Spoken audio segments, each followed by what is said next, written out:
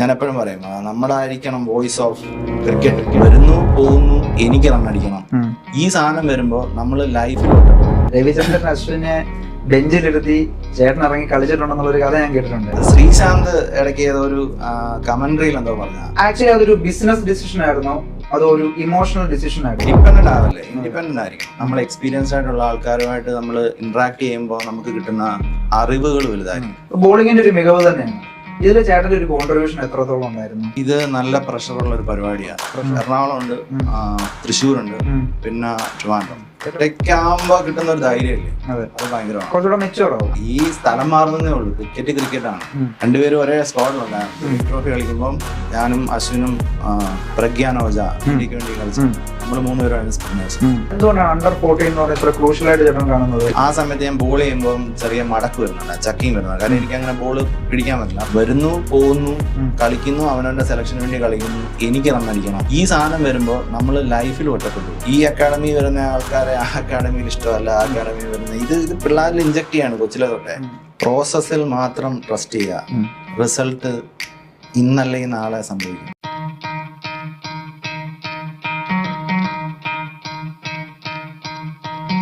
പത്തനംതിട്ട ജില്ലയിൽ നിന്നും കേരളത്തിന്റെ ഫസ്റ്റ് ക്ലാസ് ക്രിക്കറ്റ് വരെ എത്തിയ രഞ്ജി ട്രോഫി, ദുലീപ് ട്രോഫി വേദികളിൽ കേരളത്തിന്റെ ജേഴ്സി നെഞ്ചോട് ചേർത്ത് കളിച്ച ക്രിക്കറ്റർ ഇന്ന് സ്വന്തം നാട്ടിലെ കുട്ടികളുടെ സ്വപ്നങ്ങൾക്ക് വഴികാട്ടിയായി നമ്മളോടൊപ്പം Aneesh S. I'll be the best above all the rest, put me to the test and expect nothing less, your check is I'm chess, what's happening next, yeah. You got the venom, a tangible weapon, no coming in second, this life is a lesson. In association with Abu Dhabi Fitness Hub and Academics. Habibi, come to Abu Dhabi. അനീഷേട്ടാ നമസ്കാരം. നമസ്കാരം. ആദ്യം തന്നെ ചേട്ടൻ്റെ ഒരു life journey ഒന്ന് അറിഞ്ഞാൽ കൊള്ളാമെന്നുണ്ട്. എവിടെയാണ് ചേട്ടൻ്റെ സ്വദേശം, ചേട്ടൻ്റെ ഫാമിലി ലൈഫ്, അതൊക്കെ ഒന്ന് പറയാമോ? സ്വദേശം പെരിങ്ങരയാണ്. ഫാമിലി അമ്മ, അച്ഛൻ, വൈഫ്. റീസെന്റ് ആയിട്ട് മാരേജ് കഴിഞ്ഞേ ഉള്ളൂ. വൈഫ് ടെക്നോ പാർക്കിലാണ്. പിന്നെ സിസ്റ്റർ ഉണ്ട്. സിസ്റ്റർ അയർലൻഡിലാണ്. ആരായിരുന്നു ഈ ക്രിക്കറ്റ് എന്ന് പറഞ്ഞ ഫീൽഡിലേക്ക് വരാനുള്ള ഏറ്റവും വലിയ പ്രധാന കാരണം? നല്ല ചോദ്യമാണ്. Thank you. കാര്യം എന്താ വെച്ചാല് കൊച്ചിലോട്ട് എൻ്റെ ഒരു ഭാഗ്യം എന്ന് പറഞ്ഞാൽ അത് പെരിങ്ങര ജനിച്ചു എന്നുള്ളതാണ്. കാര്യം ഇവിടുത്തെ ഒരു കൾച്ചർ അത് ഭയങ്കരമായിരുന്നു. ക്രിക്കറ്റിംഗ് പ്രത്യേകിച്ച് നമ്മൾ ഈ കണ്ടത്തിലും ഗ്രൗണ്ടിലും ഒക്കെ എങ്ങോട്ട് തിരിഞ്ഞാലും കളിയായിരുന്നു. ആ ഒരു കാലഘട്ടത്തിലായിരുന്നു ഞാനും കളിയിലേക്ക് വരുന്നത്. അപ്പൊ എൻ്റെ അമ്മയുടെ ചേച്ചിയുടെ മോനുണ്ട്, രാകേഷ് എന്ന് പറഞ്ഞിട്ട്, വാവാന്ന് എല്ലാവരും വിളിക്കണേ. പുള്ളി കാരണമാണ് ഞാൻ ഇവിടെ ഇരിക്കണേ. അതായത് നമ്മൾ ഈ 1983 നിവിൻ പോളി മകനെ കൊണ്ട് നടക്കുന്ന പോലെ പുള്ളി എന്നെ കൊണ്ട് നടക്കായിരുന്നു. അതെ, എന്നെക്കാളും 10 വയസ്സ് മൂത്തായിരുന്നു. അപ്പോ അതായിരുന്നൊരു സ്റ്റാർട്ട് എന്ന് പറഞ്ഞ കരിയറിൽ. നമ്മൾ ഈ കളിച്ച് തുടങ്ങുന്ന സമയത്ത് അവിടെ പ്രത്യേകിച്ച് ഒരു ക്രിക്കറ്റ് കൾച്ചർ, അതായത് നമ്മുടെ ഒരു അക്കാഡമി അങ്ങനത്തെ ഒരു സ്ട്രക്ചർ ഇല്ല ഇവിടെ. പക്ഷെ നമ്മുടെ ഒരു ഭാഗ്യം എന്താന്ന് വെച്ചാൽ ഈ പ്രിൻസ് പോലുള്ള ഗ്രൗണ്ടിലൊക്കെ ഒരുപാട് ചേട്ടന്മാരുണ്ടായിരുന്നു.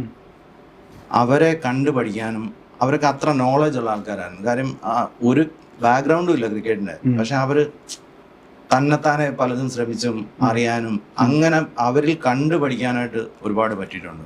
അതേപോലെ ആ സമയത്തൊക്കെ ഒരുപാട് എന്താ പറയുക ഉപദേശങ്ങള് നമ്മൾ കളിച്ച് തുടങ്ങുന്ന സമയത്ത് ഇങ്ങനെ ആയിരിക്കണം, അങ്ങനെ ആയിരിക്കണം. അതായത് ഒരു മെന്റർ പോലെ ഒരുപാട് പേരുണ്ടായിരുന്നു കുട്ടിക്കാലത്ത്. അതൊരു ഭാഗ്യമായി. അതാ ഞാൻ പറഞ്ഞത്, ഇവിടെ ജനിച്ചത് ഒരു ഭാഗ്യമായിരുന്നു. എന്റെ കരിയറിൽ അത് എല്ലാവർക്കും ആവണമെന്നില്ല. എന്റെ ഒരു കരിയറിൽ അതൊരു ഭാഗ്യമായിരുന്നു. സ്കൂൾ ക്രിക്കറ്റിൽ നിന്നും ഡിസ്ട്രിക്ട് ലെവലിലോട്ട് എന്താണ് അതിന്റെ ഒരു സ്ട്രഗിള് കാര്യങ്ങള്? ഇല്ല, ഞാൻ പറഞ്ഞില്ലേ, എന്റെ ആ ഒരു കരിയറിൽ എനിക്കങ്ങനെ സ്ട്രഗിള് തോന്നിയിട്ടില്ല. കാര്യം ഞാൻ നേരത്തെ പറഞ്ഞ പോലെ ഇവിടെ അങ്ങനെ ഒരു കൾച്ചർ ഉണ്ടായിരുന്നു. പിന്നെ കൂടെ കൊണ്ട് നടക്കാൻ ചേട്ടനുണ്ടായിരുന്നു. അതുകൊണ്ട് അങ്ങനെ ഒരു സ്ട്രഗിള് തോന്നിയിട്ടില്ല. പിന്നെ അന്ന് ഞാൻ നേരത്തെ പറഞ്ഞ പോലെ ഒരു അക്കാഡമി സ്ട്രക്ചറോ അല്ലെങ്കിൽ ഒരു കോച്ചിങ്ങോ ഒന്നും അങ്ങനെ ഇല്ല. പക്ഷെ നമ്മൾ ഈ പോകുന്ന സമയത്ത് നമ്മൾക്ക് ഒരു ആള് തുണയായിട്ട് നമ്മുടെ കൂടെ ഉണ്ട്, പ്രഷർ തരാതെ ഇങ്ങനെയാണ് പോകണ്ടേന്ന് പറഞ്ഞു തരാൻ. അതായിരുന്നു അത്. കാര്യം അത് വെച്ച് നോക്കുമ്പോൾ ഒരു സ്ട്രഗിൾ എനിക്ക് ഫീൽ ചെയ്തിട്ടില്ല. കരിയറിൽ ത്രൂ ഔട്ട് ഫീൽ ചെയ്തിട്ടില്ല. അത് ഇപ്പോൾ ഉള്ള കുട്ടികൾക്ക് അത് പലതും സംഭവിക്കുന്നുണ്ട്. സ്ട്രഗിൾ വരുന്നുണ്ട്. അന്നത്തെ പോലെ അന്ന് ഞാൻ ഒന്നുകൂടെ ചോദിക്കുകയാണ്, എന്തുകൊണ്ടായിരിക്കും അദ്ദേഹം ചേട്ടനെ ഇത്ര സപ്പോർട്ട് ചെയ്യാൻ കാരണം? കാര്യം പുള്ളി അന്ന് കളിക്കുന്നുണ്ടായിരുന്നു. പുള്ളി കോളേജിന് വേണ്ടിയും ഡിസ്ട്രിക്റ്റിന് വേണ്ടിയൊക്കെ. അപ്പൊ അവർക്ക് ആ ഒരു കാലഘട്ടത്തിൽ ഭയങ്കര പാഷനായിരുന്നു. ഇന്നത്തേക്കാളും പാഷൻ കുറച്ച് കൂടുതലായിരുന്നു. ശ്രദ്ധിച്ചാൽ മതി. ആ ഒരു കാലഘട്ടത്തിൽ നിന്ന് ഇപ്പോഴിങ്ങോട്ട് വരുമ്പോൾ അത് ഇല്ല, പലരിലും ഇൻജക്ട് ചെയ്യാണ്. ഈ പേരൻസ് തന്നെ പിള്ളേരെ അവരുടെ ഇഷ്ടം നോക്കാണ്ട് ഈ പത്രങ്ങളിലെ വലിയ വലിയ എമൗണ്ടുകൾ കണ്ടിട്ട് 18 കോടി 20 കോടി, അപ്പൊ ഇതെന്തോ ഈസി ആണെന്ന് പറഞ്ഞിട്ട് വെറുതെ പിള്ളേരെ കൊണ്ട് വിടുവാണ്. IPL ആണോ ഉദ്ദേശിച്ചത്? തീർച്ചയായിട്ടും. പത്രം എടുത്ത് നോക്കുമ്പോ 23 കോടിക്ക് മേടിച്ചു. ഈ കോടികൾ കാണുമ്പോഴത്തേക്ക് നേരത്തെ ഈ എഞ്ചിനീയറിങ്ങിനും മെഡിസിനും ഒക്കെ വിടുന്ന പോലെ ഇപ്പൊ പിള്ളേരെ കൊണ്ടുപോയി കോച്ചിങ് എളുപ്പമാണ്. ഒരിക്കലും ഇത് എളുപ്പമല്ല. സംഭവം എല്ലാവരും വിചാരം കളിയാണ്, അപ്പൊ കുറച്ചും കൂടെ നമുക്ക് അത്ര വലിയ സ്ട്രെസ് ഇല്ല എന്നുള്ളൊരു മൈൻഡ് സെറ്റ് സ്വാഭാവികമായിട്ടും ആൾക്കാർക്കുണ്ട്. സ്ട്രെസ് ഇല്ലാതെ കൊണ്ടുപോവാം, പക്ഷെ അതിന് ഞാൻ പറഞ്ഞ പോലെ അതിനൊരു മെന്റർ വളരെ ആവശ്യമാണ്. നമ്മളത് എവിടെ നിൽക്കുന്നു എന്നുള്ളതാണ് അതിന്റെ എന്താ പറയണ്ടേ, നമ്മൾ ആരുടെ കൂടാണ് അസോസിയേറ്റ് ചെയ്യുന്നത്, അത് ഭയങ്കര ഇമ്പോർട്ടന്റ് ആണ്. ഇല്ലെങ്കിൽ ഇതിനൊരു ഒരു പാതയില്ലേ, അതെപ്പോഴും കാണിച്ചു തരാൻ മുമ്പേ അതുവഴി നടന്ന ഒരാള് എപ്പോഴും കൂടുതലുള്ള നല്ലതാണ്. ഒരു ഗിവ് അപ്പ് മെന്റാലിറ്റി എപ്പോഴെങ്കിലും, അതായത് ഒരു പോയിന്റ് ഓഫ് ലൈഫ് എത്തിയപ്പോഴത്തേനും ഇത് പാഷനാണ്, അതുപോലെ തന്നെ പ്രൊഫഷൻ ആക്കണമെന്ന് ചെയ്യണം ഒരു പക്ഷെ തോന്നി കാണുമായിരിക്കും ഞാൻ കരുതുന്നു. അപ്പൊ എവിടെയെങ്കിലും ഒരു പോയിന്റിൽ വെച്ചിട്ട് അങ്ങനെ പ്രൊഫഷനായിട്ട് ചിന്തിച്ചുകൊണ്ടിരുന്ന സമയത്ത്, പ്രൊഫഷൻ ആക്കണമെന്ന് ചിന്തിച്ചുകൊണ്ടിരുന്ന സമയത്ത് ഒരു ഗിവ് അപ്പ് ചെയ്യാം, ഇത് എന്നെ കൊണ്ട് പറ്റുന്നില്ല, അല്ലെങ്കിൽ നമ്മൾ ഇതൊരു വലിയ കടലാണ് എന്ന് തോന്നിയൊരു മൂമെന്റ് ഉണ്ടായിട്ടുണ്ടോ? നമ്മൾ ഈ പത്തനംതിട്ട പോലൊരു ഡിസ്ട്രിക്റ്റിൽ നിന്ന് സ്റ്റേറ്റ് പോയി കളിക്കുമ്പോൾ എനിക്ക് 15 വയസ്സിലാണ് ആദ്യമായിട്ട് കേരളത്തിന് വേണ്ടി കളിക്കുന്നത്. അപ്പോൾ അന്ന് തൊട്ട് നമുക്കറിയാം, ഞാൻ പറഞ്ഞു ഇവിടെ അങ്ങനെ ഒരു കൾച്ചർ എന്ന് പറഞ്ഞാൽ ഞാൻ നേരത്തെ പെരിങ്ങരയുടെ കാര്യം പറഞ്ഞ പോലല്ല, ഇത് ഓൾ പത്തനംതിട്ട എടുക്കുമ്പോൾ അത് ടെന്നീസ് ബോൾ കളിയാ. ഇത് കഴിഞ്ഞിട്ട് നമ്മളൊരു ഹാർഡ് ബോളിലേക്ക് വരുമ്പോൾ ഇതിന്റെ ചലഞ്ചസ് കൂടും. പിന്നെ ഇവിടെ അങ്ങനെ ഒരു എന്താ പറയണ്ടേ, ഞാൻ പറഞ്ഞ പോലെ ഒരു എസ്റ്റാബ്ലിഷ്ഡ് ആയിട്ട് ഒരു പ്ലെയർ ഇല്ല, കോച്ചസ് ഇല്ല, അങ്ങനെ പ്രോപ്പറായിട്ട് റൺ ചെയ്യുന്ന ഒരു അസോസിയേഷനൊക്കെ ഇപ്പോഴാണ് കുറച്ചുകൂടെ സ്ട്രക്ചേർഡ് ആയി വരുന്നത്. അന്നൊക്കെ വെറുതെ അന്ന് ഫണ്ടില്ല ഇത്രയും. അപ്പോൾ നമുക്ക് ഈ പറയുന്ന പോലെ കളിക്കാനൊക്കെ പോകുമ്പോൾ കൂടുതലും പ്ലേയേഴ്സ് ട്രിവാൻഡ്രത്തു നിന്നാണ് അല്ലെങ്കിൽ എറണാകുളത്തു നിന്നാണ് കൂടുതലും. ഇപ്പോൾ ഒരു 13-12 പേര്, ഒരു 15 പേരുള്ളതിൽ 12 പേരും ട്രിവാൻഡ്രം എറണാകുളം ആയിരിക്കും. ഇതിൽ നിന്ന് ബാക്കി 12-13 ഡിസ്ട്രിക്റ്റിൽ നിന്നായിരിക്കും 2-3 പേര് വരുന്നത്. അപ്പൊ അതിലൊരാളായിട്ട് വരുമ്പോൾ എപ്പോഴും അതൊരു ചലഞ്ചിങ് ആണ്. കാര്യം നമ്മളൊരു മാച്ച് മോശമായ നമ്മളെ മാറ്റാൻ വേണ്ടി ഒരുപാട് ഗോളുകൾ വരിക. അപ്പോൾ എൻ്റെ ഒരു സക്സസ് എന്ന് ഞാൻ വിശ്വസിക്കുന്നത്, എനിക്കറിയായിരുന്നു എനിക്ക് ആരുമില്ല, നമുക്ക് നമ്മളെ ഉള്ളൂ എന്നുള്ളൊരു വാശിയിൽ കളിച്ചതാണ് ഈ ഒരു കൈൻഡ് ഓഫ്. ഞാനിപ്പോൾ ഇവിടെ ഇരിക്കുന്നുണ്ടെങ്കിൽ അത് ആ ഒരു വാശിയുടെ പുറത്തായിരുന്നു. പിന്നെ നമുക്കത് ആ ഒരു എക്സ്ട്രാ സാധനം വരുമല്ലോ, ഏതാ എനിക്ക് ചെയ്യണം, ഞാൻ ചെയ്താലേ പറ്റൂ. കാര്യം നമുക്ക് പുറകെ വരാൻ ആൾക്കാരില്ല, നമുക്ക് വേണ്ടി സംസാരിക്കാൻ ആൾക്കാരില്ല. ആദ്യം കളി തുടങ്ങുന്ന ലീസ് എന്ന് പറഞ്ഞിട്ട് ഒരു ക്ലബ് ഉണ്ടായിരുന്നു, അവിടെ ബിജുചാൻ എന്ന് പറയുന്ന, അവിടെയാണ് ആദ്യം തുടങ്ങുന്നത്. പക്ഷെ അതാണെങ്കിലും നമ്മൾ പോയിട്ട് കുറച്ച് കാര്യങ്ങളൊക്കെ ടെക്നിക്കും കാര്യങ്ങളൊക്കെ അറിയാമെന്നല്ലാണ്ട് അതിന്റെ അപ്പുറത്തോട്ടൊരു കൈ പിടിക്കാൻ അങ്ങനെ ഒരാളില്ല. പിന്നെ ഒരു ചങ്ങനാശ്ശേരിയിൽ ഒരു ബാലൻ സാർ ഉണ്ടായിരുന്നു, പുള്ളി കൈൻഡ് ഓഫ് ഒരു മെന്റർ ആയിരുന്നു ആ സമയത്തൊക്കെ. അതായത് പുള്ളി 22 ടീമിന്റെ കൂടെ മാനേജറൊക്കെ ആയിട്ട് പോയിട്ടുണ്ട്, സെലക്ടർ ആയിട്ടുണ്ട്. അപ്പൊ ഇങ്ങനെ കുറച്ച് പേരുണ്ടായിരുന്നു.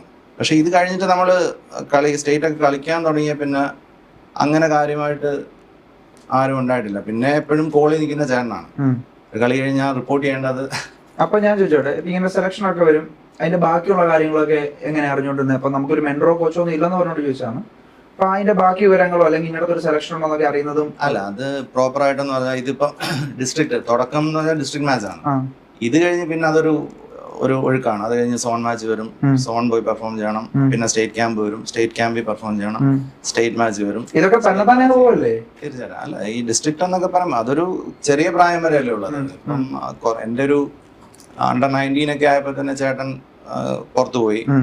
പിന്നെ നമ്മൾ തന്നെയായിരുന്നു കൊച്ചിലെ തൊട്ടേ. ഇപ്പം അണ്ടർ 14 ഒക്കെ കളിക്കുമ്പോഴേ നമ്മൾ ഇവിടുന്ന് 12 വയസ്സാകുമ്പോഴേ കിറ്റൊക്കെ തൂക്കി ബസ് കയറി ഇവിടെ സ്റ്റേഡിയത്തിൽ വരിക, തിരിച്ചു പോകുമ്പോ തട്ടുദോശയൊക്കെ കഴിച്ചിട്ട് തിരിച്ചു പോവാ. 12 വയസ്സുള്ളപ്പോ അന്നേ നമ്മൾ ഒറ്റയ്ക്കായിരുന്നു. ഒറ്റയ്ക്കാവുമ്പോ കിട്ടുന്ന ഒരു ധൈര്യമില്ലേ, അത് ഭയങ്കരമാണ്. അതെ അതെ, നമുക്ക് ഡിസിഷൻസ് നമ്മൾ തന്നെ എടുക്കാൻ തുടങ്ങും. ഇപ്പൊ പൊതുവേ ഉള്ള ഒരു ജനറേഷനിൽ അത് ലാക്ക് ചെയ്യുന്ന ആ സാധനമാണ്. നമുക്കൊരു ഡിസിഷൻ മേക്കിംഗ് എടുക്കാനായിട്ടുള്ള ഒരു കപ്പാസിറ്റി ഇല്ല. കാര്യം അങ്ങനെ പാമ്പർ ചെയ്ത് പേരൻസ് ഇങ്ങനെ കൊണ്ടു നടക്കുകയാണ്. അപ്പൊ അങ്ങനെ വരുമ്പോഴത്തേക്ക് ഇപ്പൊ പിള്ളേരോട് ഒരു കാര്യം, നമ്മളിപ്പം 3 വർഷമായിട്ട് കോച്ചിങ്ങിലുണ്ട്. അപ്പൊ നമ്മളൊരു പിള്ളേരോട് എന്തെങ്കിലും ചോദിക്കുമ്പോൾ അവര് പുറകെ നിൽക്കുന്ന അച്ഛനെ അമ്മയാണ് നോക്കുന്നത്. അവർക്കത് പറയാൻ പറ്റുന്നില്ല. അപ്പൊ നമ്മൾക്കൊക്കെ അന്ന് 12-13 വയസ്സിലെ നമ്മൾ തീരുമാനങ്ങൾ എടുക്കുമായിരുന്നു. കാര്യം അങ്ങനെ ഇപ്പം ചേട്ടൻ നമ്മളെ കൊണ്ടുപോകണമെന്നെങ്കിലും ചേട്ടനും അന്ന് തൊട്ടേ പറയുന്നുണ്ട്, നീ നിന്റെ കാര്യം നോക്കണം. അതായത് നിന്റെ കാര്യം നോക്കണം സെൽഫിഷ് ആണെന്നല്ല, ഡിപ്പെൻഡന്റ് ആവല്ലേ, ഇൻഡിപെൻഡന്റ് ആയിരിക്കണം. അപ്പൊ അങ്ങനെ അതാ ഞാൻ പറയാം, നല്ല നല്ല ഉപദേശങ്ങൾ കൊച്ചിലോട്ടെ കിട്ടിയിട്ടുണ്ട്. അതേപോലെ ഒരു ഉണ്ണിക്കുഞ്ഞെന്ന് പറഞ്ഞ ചേട്ടനുണ്ട്. ചേട്ടൻ ആദ്യം തൊട്ടേ പറയാം, നീ തലക്കനം പാടില്ല. അതൊക്കെ ഒരു 13-14 വയസ്സിൽ കിട്ടുന്ന ഉപദേശമാണ്. ഇപ്പം പെട്ടെന്ന് നമ്മൾ ആ പ്രായത്തിൽ ചോദിക്കും എന്താണ് ഈ സാധനം. കുറച്ചുകൂടെ കഴിയും സ്വാഭാവികമായിട്ട് ആ പ്രായത്തിൽ വരും. അതായത് ഒരു ഹെഡ് വെയിറ്റ് ഇല്ലേ, നമ്മൾ ചെറിയ പ്രായത്തിലെ സ്റ്റേറ്റ് കളിക്കുന്നത്. പിന്നെ കുറച്ചുകൂടെ കഴിയുമ്പോൾ നമ്മൾ സ്റ്റേറ്റ് ഒക്കെ എത്തി വേറെ പ്ലേസിനെ കാണുമ്പോഴേക്കും നമ്മളൊന്നുമില്ലാന്ന് വിചാരിക്കും. കുറച്ചുകൂടെ കഴിയുമ്പോഴേക്കും ഇനിയും 10% ആയിട്ടുള്ളത് വിചാരിക്കും. നമ്മൾ അങ്ങോട്ട് പോകും തോറും അത് ഈ പെർസെന്റേജ് കുറഞ്ഞു വരും. അത് 5 ആവും 2 ആവും. അപ്പൊ നമ്മൾ അതിനനുസരിച്ച് അപ്പോഴാണ് നമ്മൾ ഈ മെച്ചൂർഡ് ആവുന്ന സമയത്താണ് നമ്മൾ ഈ ഒരു ഹംബിൾനെസ് ഒക്കെ വരുന്നത്. കാര്യം ഇതല്ല നമ്മൾ പണ്ട് ചിന്തിച്ചതും ഒന്നുമല്ല. നേരത്തെ പറഞ്ഞ സെലക്ഷന്റെ കാര്യം പറഞ്ഞെന്ന് ചോദിക്കുവാണ്. ഈ Under-14 സെലക്ഷന്റെ കാര്യത്തിൽ ഞാൻ പത്തനംതിട്ട ജില്ലയുടെ കാര്യമാണ് ഇപ്പൊ പറയുന്നത്. ഇവിടുന്ന് നമ്മളൊരു തവണ പറഞ്ഞൊരു കാര്യമാണത്. എന്തുകൊണ്ടാണ് ഇവിടെ അത്ര ഒരു സപ്പോർട്ട്? ഫെസിലിറ്റിയുടെ കുഴപ്പം കൊണ്ടാണോ, ടാലന്റിന്റെ കുഴപ്പം കൊണ്ടാണോ, അല്ലെങ്കിൽ വേറെ എന്തെങ്കിലും കാരണമാണോ? ഇവിടെ 30-40 ഉള്ളൂ. അത്രേ ഉള്ളൂ. ട്രിവാൻഡ്രം, എറണാകുളം പോലുള്ളടത്ത് 300. എനിക്കൊന്ന് ട്രിവാൻഡ്രത്ത് ഈ പ്രാവശ്യം 450 പിള്ളേരെന്ന് Under-14 വന്നത്. അല്ല, ഇതിനകത്തെ ബേസിക്സ് ആണെന്ന് പറഞ്ഞാൽ ക്വാളിറ്റി ഉള്ള അക്കാഡമികൾ പറഞ്ഞു. നമ്മൾക്കൊരു ജില്ലയിൽ ഒരു 4-5. കാര്യം പത്തനംതിട്ട അത്രയും ഏരിയയാണ്, അത് കവർ ചെയ്യണം. ഇപ്പൊ റാന്നി അവിടെ നിന്നും ക്രിക്കറ്റ് ഇപ്പോഴും തൊട്ടിട്ടില്ല. അപ്പോൾ അങ്ങനെയുള്ള പലയിടത്തും പല അക്കാഡമികൾ വന്നാലേ അതായത് ഈ Under-14 ആണ് എന്നെ സംബന്ധിച്ച് ഏറ്റവും ക്രൂഷ്യൽ ആയിട്ടുള്ള ഒരു സമയമാണ്. എന്തുകൊണ്ടാണ് Under-14 എന്ന് പറയുന്നത് ഇത്ര ക്രൂഷ്യൽ ആയിട്ട് ചേട്ടൻ കാണുന്നത്? ഇല്ല, കാര്യം എന്താണെന്ന് വെച്ചാൽ നമുക്കൊരു ഒരു 5 വർഷം 6 വർഷം ഇപ്പൊ MBBSന് പോകുന്നോ അല്ലെങ്കിൽ എഞ്ചിനീയറിംഗ് പോലെ തന്നെയാണ്, ഇതിന് സമയം കൊടുക്കണം. അപ്പൊ നമ്മൾ ആ ഒരു സമയം വന്നാലാണ് നമ്മളൊരു 19-20 ഒക്കെ ആകുമ്പോഴത്തേക്ക് നമുക്ക് രഞ്ജി ട്രോഫി അല്ലെങ്കിൽ നമ്മളൊരു കോമ്പറ്റേറ്റീവ് ലെവൽ കളിക്കാനുള്ളതായിട്ടുള്ള മെച്ചൂരിറ്റി വരും. അത് നമ്മൾ നേരത്തെ തുടങ്ങിയാൽ. മറ്റേ പിന്നെ ലേറ്റ് ആവും. ഈ 19-20 തുടങ്ങുമ്പോൾ ഒരു പ്രശ്നം എന്താണെന്ന് വെച്ചാൽ കുറച്ചുകൂടെ കഴിയുമ്പോൾ ഈ ലൈഫ് തിരഞ്ഞെടുക്കണോ, അതായത് ക്രിക്കറ്റുമായിട്ട് മുന്നോട്ട് പോകണോ എന്നുള്ളൊരു കാറ്റഗറി 23 വയസ്സിൽ കാറ്റഗറി തീരും. പിന്നെ ഇവർക്ക് വേറെ വേദിയില്ല. അപ്പൊ നമ്മൾ നേരത്തെ തുടങ്ങി കഴിഞ്ഞാൽ നമ്മളൊരു 18-19 വയസ്സൊക്കെ ആകുമ്പോഴത്തേക്ക് ഒന്ന് പാകപ്പെടും. ഇതുകൊണ്ടാണ് ഈ 14-16 ഭയങ്കര ഇമ്പോർട്ടന്റ് ആണ്. കാരണം ആ സമയത്തോടെ കളിച്ചു തുടങ്ങിയാൽ നല്ലൊരു 5-6 വർഷം കിട്ടും. അപ്പോഴത്തേക്ക് നമുക്കിപ്പോ ഈ മൈൻഡ് സെറ്റ് ആണ് ഇമ്പോർട്ടന്റ്. അല്ലാതെ നമ്മൾ ഈ ടെക്നിക്കോ കാര്യങ്ങളോ ഇപ്പൊ അക്കാഡമികളിലെല്ലാം 1, 2, 3 പഠിപ്പിക്കാം. പക്ഷെ നമ്മൾ ഈ ഒരു 4-5 കൊല്ലം ഞാൻ നേരത്തെ പറഞ്ഞ നമ്മൾ മെച്ചോർഡ് ആകും. കുറച്ചുകൂടെ കഴിയുമ്പോൾ നമ്മുടെ ചിന്തകൾ മാറും. അപ്പൊ അങ്ങനെ അതുകൊണ്ടാണ് അത് ക്രൂഷ്യലാണ്. നേരത്തെ പറഞ്ഞ പോലെ 14 അല്ല, ഇവിടെ പിള്ളേർ വരാത്തതെന്ന് പറഞ്ഞാൽ അത് ഇവിടെ മാത്രമല്ല, ഒരു 2-3 ഡിസ്ട്രിക്ട് കഴിഞ്ഞു കഴിഞ്ഞാൽ പിന്നെ എല്ലായിടത്തെ അവസ്ഥ ഇതാണ്. അതിന്റെ മെയിൻ കാര്യം ഇത് തന്നെയാണ്. അതായത് ഒരു കൾച്ചർ വരാനുണ്ട് ഇനി. അതായത് ഏത് ജില്ലയിലാണെങ്കിലും നമുക്ക് അങ്ങനെ ഒരു കൾച്ചർ ഉണ്ടെന്ന് നമുക്ക് പറയാനായിട്ടുണ്ടെന്നുണ്ടെങ്കിൽ അങ്ങനെ ഒരു കൾച്ചർ ഉണ്ടെന്ന് പറയാം. അതായത് കുറച്ച് ക്വാളിഫൈഡ് കോച്ചസും അതായത് ഒരു നല്ല അക്കാഡമികളും ഒക്കെ ഉള്ള 2 ഡിസ്ട്രിക്ട് ഇപ്പൊ 3 ഉണ്ട്. എറണാകുളം ഉണ്ട്, തൃശ്ശൂർ ഉണ്ട്, പിന്നെ ട്രിവാൻഡ്രം. ഏറ്റവും കൂടുതൽ സെലക്ഷൻ അവിടെ നിന്നായിരിക്കുമല്ലോ. തീർച്ചയായിട്ടും. കാര്യം അത് സ്വാഭാവികമല്ലേ. കാര്യം അത്ര നമ്പർ ഓഫ് പ്ലേയേഴ്സ് കളിക്കുമ്പോൾ അവിടുന്ന് ആയിരിക്കണമല്ലോ കൂടുതൽ ആൾക്കാർ വരുന്നത്. അത് മാറണം. അത് മാറാൻ വേണ്ടിയുള്ള ശ്രമമാണ് നമ്മുടെ ഈ അക്കാഡമി. ഞാനിപ്പോ ഒരു 2.5 വർഷമായിട്ട് ഇവിടെ അസോസിയേറ്റ് ചെയ്യുന്നുണ്ട് പത്തനംതിട്ട. അപ്പം ഒരു മാറ്റം കണ്ടു വരുന്നുണ്ട്. രഞ്ജി ട്രോഫി ആദ്യം കളിച്ചത് ആസാമിനെതിരെയായിരുന്നു അല്ലേ? എന്തായിരുന്നു ആ ഒരു എക്സ്പീരിയൻസ്? ഒരു ഫസ്റ്റ് ക്ലാസ് ക്രിക്കറ്റ് കളിക്കുമ്പോൾ ഒരു അന്നേരത്തെ ഒരു ഫീൽ എന്തായിരുന്നു? അത് പറഞ്ഞറിയിക്കാൻ പറ്റാത്തൊരു ഫീലാണ്. കാര്യം അത് കളിയുടെ വ്യത്യാസമല്ല. കളിയുടെ വ്യത്യാസം എന്ന് പറഞ്ഞാൽ ഇപ്പം അതിപ്പോ പറമ്പിൽ കളിക്കുകയാണെങ്കിലും ഇന്റർനാഷണൽ കളിയാണ്. അതിൽ പ്രത്യേകിച്ച് എവിടെ പോയാലും മാറ്റമില്ല. ഇതാണ് ആദ്യം മനസ്സിലാക്കേണ്ടത്. ഈ പിള്ളേര് ഇപ്പോൾ ഉള്ള എല്ലാവരും നമ്മുടെ ഈ ഒരു ഡിസ്ട്രിക്ട് കളിക്കുകയാണ്. ഇതേപോലെയുള്ള ഒരു ഇന്റർനാഷണൽ മാച്ച് ബോള് വരുന്നു, അത് അടിക്കണം. നമ്മുടെ കൈ ബോളുണ്ട്, എറിഞ്ഞാൽ വിക്കറ്റ് ഇടണം. ഇത്രേ ഉള്ളൂ. പിന്നെ ഈ പേരുകൾ മാറും. നമ്മൾ എക്സ്പീരിയൻസ്ഡ് ആയിട്ടുള്ള ആൾക്കാരുമായിട്ട് നമ്മൾ ഇന്ററാക്ട് ചെയ്യുമ്പോൾ നമുക്ക് കിട്ടുന്ന അറിവുകൾ വലുതായിരിക്കും. കാരണം എന്റെ ഒരു ഭാഗ്യം എന്ന് പറഞ്ഞാൽ 19 വയസ്സിലാണ് ഞാൻ രഞ്ജി ട്രോഫി പോകുന്നത്. അന്ന് കൂടെ ഉള്ളത് അനന്തപത്മനാഭൻ, ടിനു യോഹന്നാൻ, അമ്പയർ ഇന്ത്യ, അതായത് ഇന്ത്യയെ കളിച്ചതല്ലേ, കേരളത്തിന് വേണ്ടി 300 വിക്കറ്റ് കൂടുതൽ ലെജൻഡാണ്. അപ്പൊ നമ്മൾ ഈ കൊച്ചിലോട്ടെ കേൾക്കുന്ന പേരുകളാണ് ഇതൊക്കെ. സുനിൽ ആസിസ്, അജയ് കുടുവ, ശ്രീശാന്ത്, പ്രശാന്ത് ചന്ദ്രൻ, കുറെ വലിയ ശ്രീകുമാരൻ നായർ, അങ്ങനെ ഒരുപാട് വലിയ വലിയ പേരുകളാണ്. അപ്പൊ നമ്മൾ ഇതിന്റെ ഇടയ്ക്കോട്ടാണ് ഈ 19 വയസ്സിൽ ചെല്ലുന്നത്. അപ്പൊ ഇവരുമായിട്ടൊക്കെ ഡ്രസ്സിംഗ് റൂം ഷെയർ ചെയ്യുമ്പോഴും ഇവരുമായിട്ടൊക്കെ ഇന്ററാക്ട് ചെയ്യുമ്പോഴും ഒക്കെ അതാണ് എനിക്ക് വ്യത്യാസമായിട്ട് തോന്നിയത്. കാര്യം അതാ ഞാൻ ഇപ്പം പറയാം, നമ്മള് കളി എല്ലാവർക്കും ഉണ്ട്, കളി എല്ലാം സെയിം തന്നെയാണ്. ഇപ്പൊ 19 കളിക്കുന്ന ഒരു പയ്യന്റെ ഇപ്പം ഇന്റർനാഷണൽ ഒക്കെ കളിയാണ്. അവരെങ്ങനെ ആ സിറ്റുവേഷനുമായിട്ട് അഡാപ്റ്റ് ആവും, അവര് ആ ഓപ്പർച്യൂണിറ്റി എങ്ങനെ ഗ്രാബ് ചെയ്യും, അവര് അതിനെ എങ്ങനെ റെസ്പോണ്ട് ചെയ്യും, അതാണ് സക്സസ്. ഇന്റർനാഷണൽ ലെവലിൽ കളിക്കുന്ന നാഷണൽ ലെവലിൽ കളിക്കുന്ന സമയത്ത് ഉത്തരവാദിത്തങ്ങൾ കുറച്ചും കൂടെ വലുതാണ്. നമുക്ക് ഇഷ്ടമുള്ള രീതിയിൽ കളിക്കാൻ പറ്റും. എനിക്കറിയത്തില്ല, കാരണം വെച്ചാൽ ഒരു ക്യാപ്റ്റൻസിയുടെ ഒരു ഇൻഫ്ലുവൻസ് അതിനകത്ത് എന്തായാലും ഉണ്ട്, അല്ലെ കോച്ചിന്റെ പുറകിലിരിക്കുന്നവർ, കോച്ചിന്റെ ഉൾപ്പെടെയുള്ളവർ ഇൻഫ്ലുവൻസ് ഉണ്ട്. അതിനനുസരിച്ച് നമുക്ക് മൂവ് ചെയ്യാൻ പറ്റത്തുള്ളൂ. ഇത് നമുക്ക് ആക്ച്വലി ഒരു പ്രഷറാണോ? അതായത് ഇപ്പൊ ഒരു 9 to 10 ജോബ് ചെയ്യുന്ന പോലെ ഇതൊരു പ്രഷർ എന്നുള്ളൊരു ഫീൽ ആണോ, അതോ നമുക്കൊരു പ്ലഷർ ആണോ വരുന്നത്? ഇത് നല്ല പ്രഷറുള്ള ഒരു പരിപാടിയാണ്. പ്രഷറുള്ള പരിപാടിയാണ്. പക്ഷെ അതൊരു പ്ലഷറായിട്ട് എടുക്കാൻ ഒറ്റ സെക്കൻഡ് മതി, നമ്മൾ വിചാരിച്ചാൽ മതി. അതെന്താണ് അതിന്റെ ഒരു അല്ല, സിമ്പിള് നേരത്തെ പറഞ്ഞ പോലെ തന്നെയാണ്. ഈ സ്ഥലം മാറുന്നതേ ഉള്ളൂ. ക്രിക്കറ്റാണ്. ഇപ്പൊ നമ്മളിപ്പോ ഇത്രയും യാത്രയില് ഒരു 10 or 15 കോച്ചസ് നമ്മുടെ ടീമിന്റെ കൂടെ ഒക്കെ പല ഇതിലും എല്ലാവർക്കും ഡിഫറെന്റ് ഐഡിയോളജിയാണ്, അല്ലെ? ഒരാള് വന്ന് പറയുന്ന സാധനം അല്ല അടുത്ത ദിവസം മറ്റേ ആള് വന്ന് പറയുന്നത്. അപ്പൊ നമ്മൾ ഇതെല്ലാം കേൾക്കണം, അല്ലെ അവർക്ക് ദേഷ്യമാവും. നമ്മളങ്ങനെ കേട്ടിട്ട് നമ്മുടേതായ ഒരു ശൈലിയില്ലേ, നമ്മുടേതായ ഒരു കളിയുണ്ട്, അത് കണ്ടെത്തുക എന്നുള്ളതാണ്. ഇതുപോലെ രണ്ടും നമുക്ക് തിരഞ്ഞെടുക്കാം. പ്ലഷർ വേണോ പ്രഷർ വേണോ? ഒരു 90% ആൾക്കാർ ഈ പ്രഷറിലാണ് കളിക്കണേ. 90 അല്ല, 95. മറിച്ച് കളി ജയിക്കാൻ വേണ്ടി കളിച്ചാൽ മതി എവിടെയാണെങ്കിലും. അപ്പൊ നമ്മൾ ഈ ബാക്കിയെല്ലാം മറക്കും, സെലക്ഷൻ മറക്കും, റണ്ണടിക്കുന്ന മറക്കും. കളി ജയിക്കണം എന്നുള്ളതാണ്. അത് അങ്ങനെ ഒരു കൾച്ചറാണ് നമ്മൾ മുന്നോട്ട് കൊണ്ടുവരാൻ ഉദ്ദേശിക്കുന്നത്. ഇതിന് ഒരുപാട് ഉദാഹരണങ്ങൾ ഞാൻ കുറെ പറഞ്ഞു തരാം. കൊച്ചിൻ ബ്ലൂ ടൈഗേഴ്സിന്റെ കുറച്ച് വിശേഷങ്ങളോടെ കേൾക്കാം. ചേട്ടനാണ് കൊച്ചിൻ ബ്ലൂ ടൈഗേഴ്സിന്റെ ബോളിംഗ് കോച്ച് എന്ന് പറയുന്നത്. ഇപ്പൊ ലാസ്റ്റ് ഫൈനലിൽ കപ്പടിച്ചു. ആ പെർഫോമൻസ് തന്നെ അത്യാവശ്യം നല്ലൊരു 8 വിക്കറ്റോളം വീഴ്ത്തി അവരെ ചെറിയ റണ്ണിൽ ഒതുക്കുകയും ചെയ്തു. ബോളിങ്ങിന്റെ ഒരു മികവ് തന്നെയാണ്. ഇതിൽ ചേട്ടന്റെ ഒരു കോൺട്രിബ്യൂഷൻ എത്രത്തോളം ഉണ്ടായിരുന്നു? ഇതിനകത്ത് എന്റെ കോൺട്രിബ്യൂഷൻ മാത്രമല്ല, ഇതൊരു നല്ലൊരു യൂണിറ്റാണ്. ഞാൻ ആദ്യമായിട്ടാണ് അത്ര നല്ലൊരു യൂണിറ്റിനോട് വർക്ക് ചെയ്യുന്നത്. അതായത് റൈഫി, സാനുത്ത്, ദീപക് സിയം, ഇവരൊക്കെ ഒരു ലെവല് കളിച്ച ആൾക്കാരാണ്.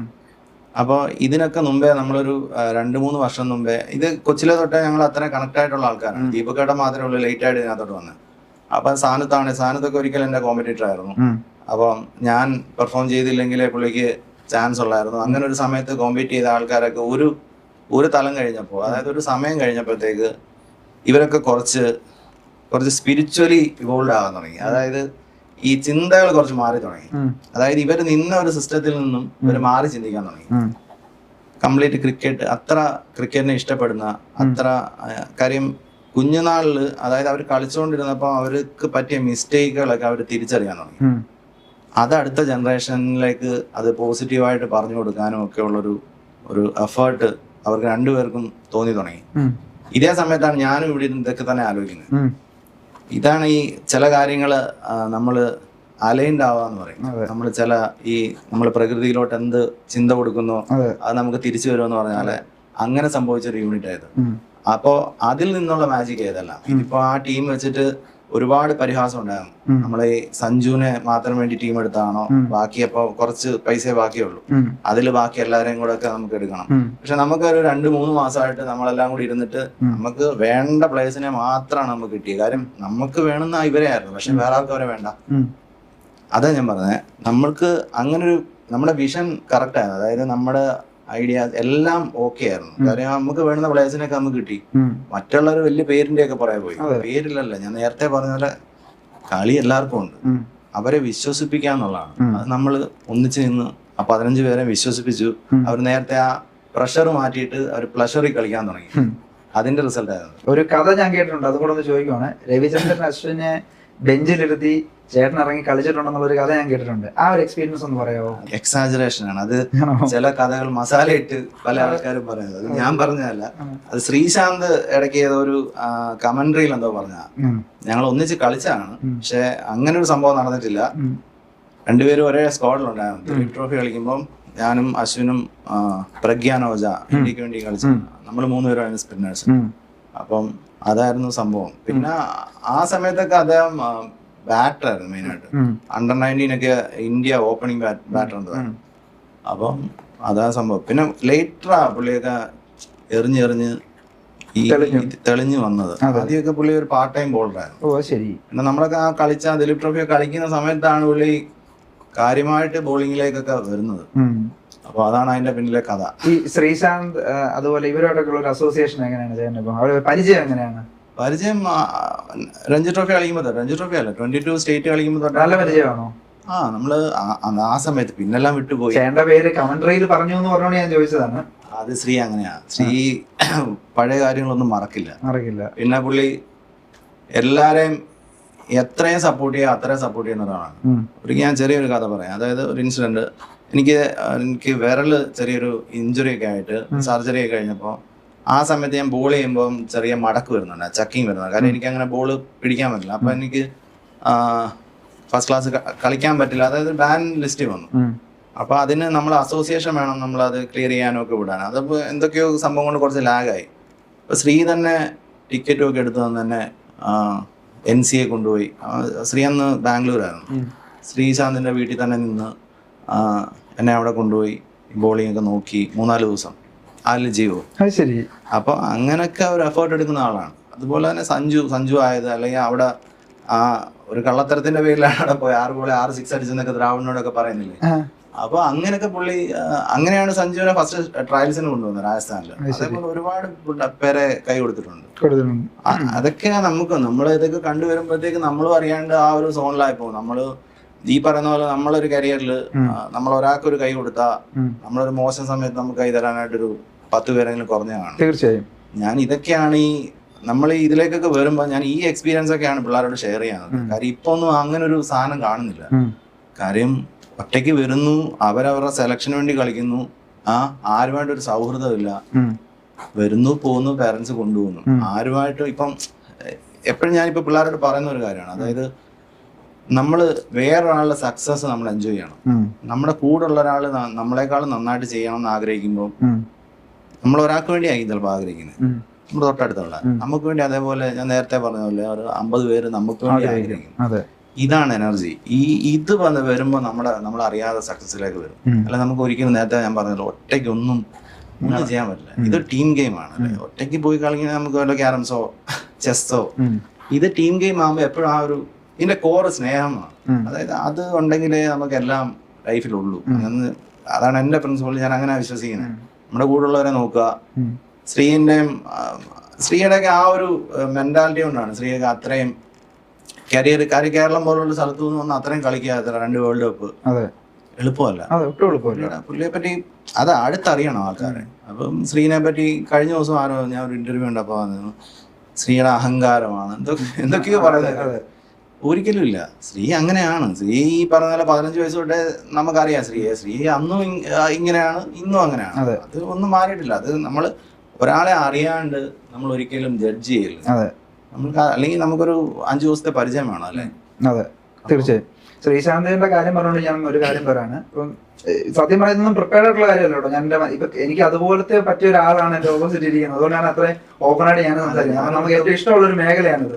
ചേട്ടൻ പറഞ്ഞ പോലെ നമ്മൾ ഈ കണ്ടത്തിലിറങ്ങി രാവിലെ 10 മണിക്ക് ഇറങ്ങിയിട്ട് ഉച്ചയ്ക്ക് 2 മണി വരെ കളിച്ച്, ആ 2 മണിക്ക് വീട്ടിൽ വന്ന് ഭക്ഷണം കഴിക്കാൻ വേണ്ടി മാത്രം വന്ന് വീട്ടിൽ വന്നിട്ട് 2:30 വീണ്ടും തിരിച്ചു പോയി കളിച്ച് 7 മണി വരെ കളിച്ചിട്ടുള്ള ആൾക്കാരാണ് നമ്മളൊക്കെ എന്ന് പറഞ്ഞാൽ.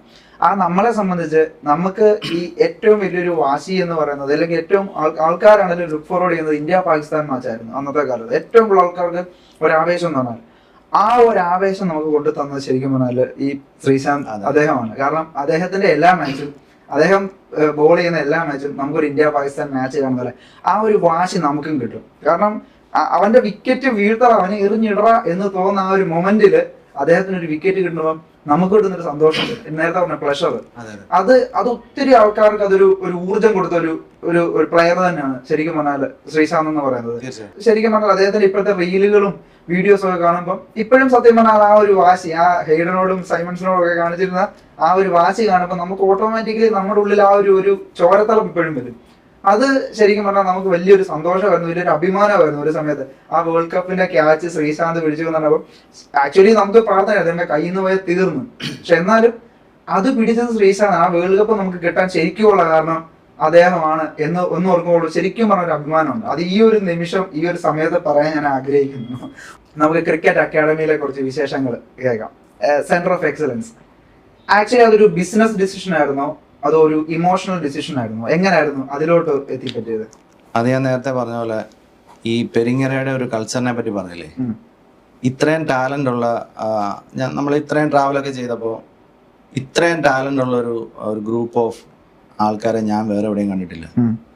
അപ്പോൾ നമ്മൾ ജനിച്ചു വളർന്ന സ്ഥലം തിരിച്ച് ആ ഒരു സംഗതി തിരിച്ചു കൊണ്ടുവരണം എന്നുള്ളൊരു ആഗ്രഹത്തിൽ തുടങ്ങിയാണ്. ഇത് ബിസിനസ്സേ അല്ല.